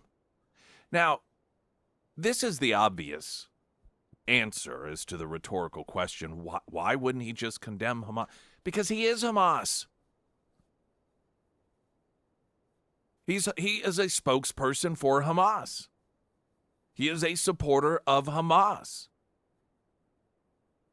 The left has, and I think some of it is rationalization. I think some of it is, people like reporters at CNN and a lot of Democrats, they don't think of themselves as pro-terrorist, but they find themselves on the same side as terrorists, and the supporters of terrorism. And so whenever they have one of those people in front of them and they're like, well, of course you're against terrorism, right? You're against these acts of terrorism and Hamas, the terrorist organization. And then they find this person is refusing to do it. And they're like, I just don't understand why. Because he's Hamas. These are the people you ally with. These are your people. This is the guy that you've been reporting on in a sympathetic manner. This is who you are supporting. I think that there needs to be we talk about Hamas. I want to try and put it in a context that might help give a bit of a different, or some clarity and understanding. When you say, okay, this is Hamas, it is understandable that people think, well, now, if you're Hamas, that means you're holding hostages down in the tunnels. If you're Hamas, that means that you are actively, murdering and raping innocent people. That's not necessarily the case. Hamas as an organization, as an institution, has many spokes in the wheel. One of them happens to be the people that actually slit the throats of Jews and put babies in ovens and rape elderly Jewish women while FaceTiming their families. That is one division of Hamas. But then you also have the fundraising division of Hamas. You have the marketing propaganda wing of Hamas. That's their job. That's what they do. And that's the category that Mahmoud Khalid would fall into. Now, he also was somewhat operational when it came to coordinating some of these different riots and takeovers of buildings in the name of Hamas and terrorism after the October 7th attack. So he was operational in that capacity. But he's the marketing wing, if you will, the propaganda spokesperson, the face of the messenger of Hamas. That he is Hamas. And the distinction that the media oftentimes and Democrats try to draw is that just because you support them or you're on their side, that doesn't mean that you're Hamas, because you're not actually killing Jews. No, that's not how that works. Hamas, as an institution and an organization, in fact, I would argue, potentially, the majority of people that are Hamas haven't actually themselves killed a Jew. It's like being in the Klan back in the day, when they would oftentimes seek out and physically beat and kill black people. The majority of Klan members never actually did that, but that didn't mean that they weren't in the Klan. You can be in a political context, for example, a Republican. That doesn't mean that you're an office holder. There are people that are just door knockers. There are people that are marketing people. There are people that, walk in parades and hand out things. You don't have to be this one specific active spoke in the wheel to be considered a member of an organization. Every organization has numerous components to it, and Hamas is one of those. Hamas is the governing body of the Palestinian people. They are an official body. And what we have to just recognize, and I know many of you do as well, is that this attempt by the left to make people believe that you're not Hamas and you're not a terrorist unless you're actually carrying the act out itself. Hamas relies on the media presenting it that way and its ideological allies of presenting it that way. And in that audio I played in which Mahmoud Khalil is on CNN and, you know, they're just like kind of a no-brainer. Now, of course, you condemn Hamas, right? I mean, let's just be clear about this and give it, you know, asking him over and over again because he refused to do it. Well, of course he refused to do it because you're asking him to condemn himself. You're asking him to condemn what he stands for. You're asking him to condemn what it is that he is trying to expand and spread, and you are helping him do that by normalizing his belief system, his ideology, which is Hamas. And that's how you end up with a segment like that on CNN.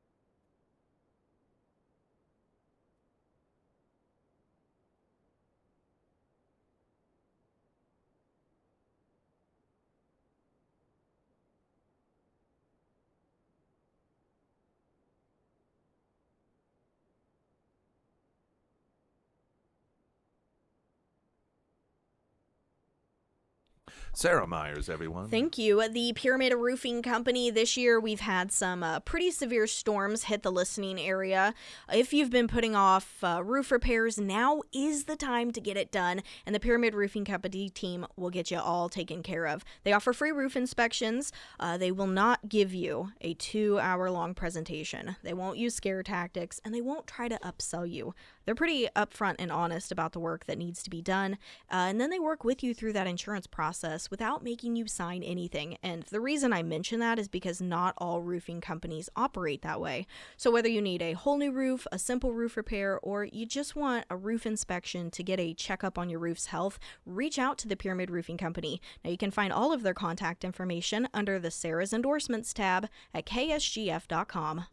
There is a story, geeksided.com. Canceled NBC, CBS comedies unlikely to be saved, sadly. This is a sort of story that comes up every once in a while, and it's about sitcoms or shows that, get canceled. And almost every show has some degree of a fan base. And of course, with the internet, social media, it can seem much larger than it actually is. And it talks about a few months back, major TV network NBC and CBS made tough calls to cancel several shows, including some fan favorites, shows such as Papa's House, Night Court, and Lopez versus Lopez. While several factors played into each show's cancellations, low ratings were the biggest culprit, which of course leads to loss of revenue. Because I know this may seem obvious or simplistic, but not everyone necessarily understands how this works.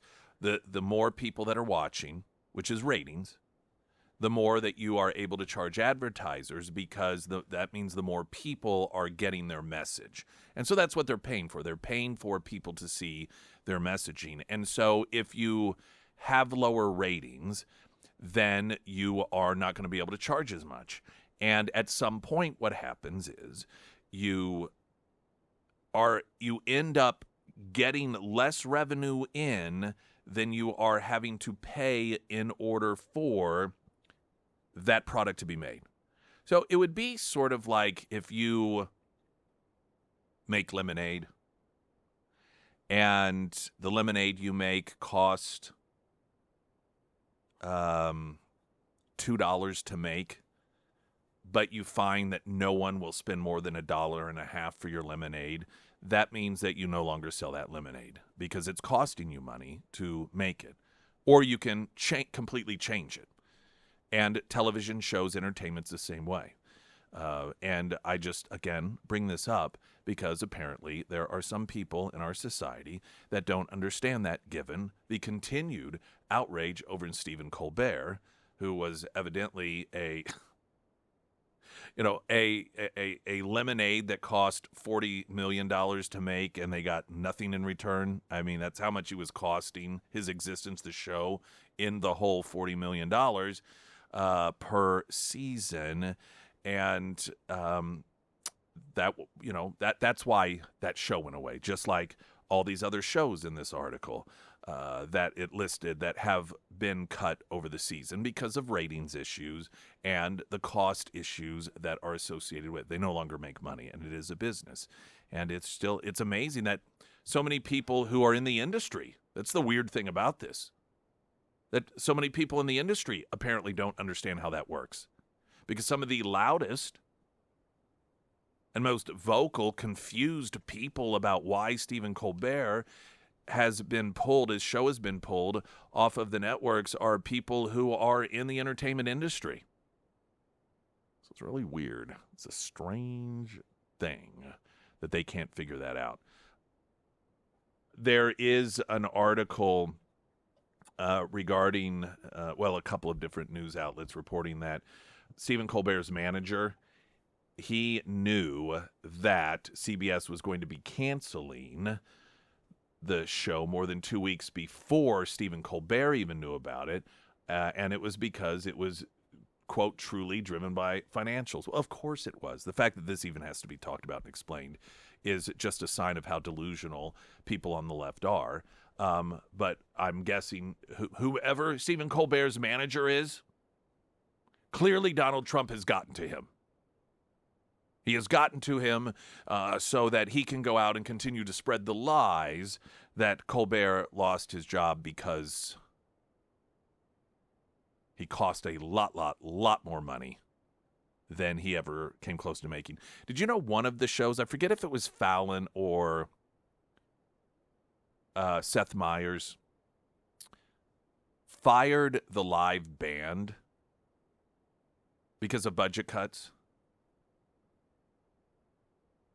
Now, I don't know what their contracts were, if it was as high as Colbert's 16, 17 million a year, but you know that they could have said, you know what? Take $1 million off my annual salary to cover them. I mean, isn't that what these left-wingers, they will, before they will take a slight cut in their salary, they will let people who are, much more like the rest of us, middle-income people, workers, they will let them go, their lives totally turned upside down before they give up $1 million or so out of their Lord knows how much that they have. That's the compassion of the left on full display.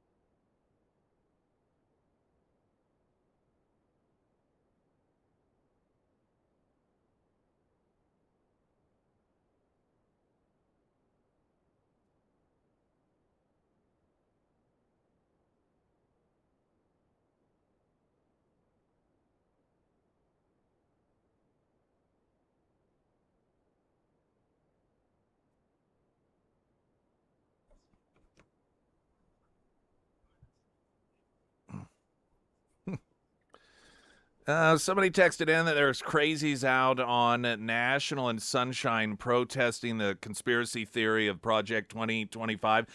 Local news outlets, go interview those folks. Ask them specifically what it is in 2025 that they are opposed to Trump implementing and where he is in the process on doing that. See you at Scramblers tomorrow. I'm Nick Reed.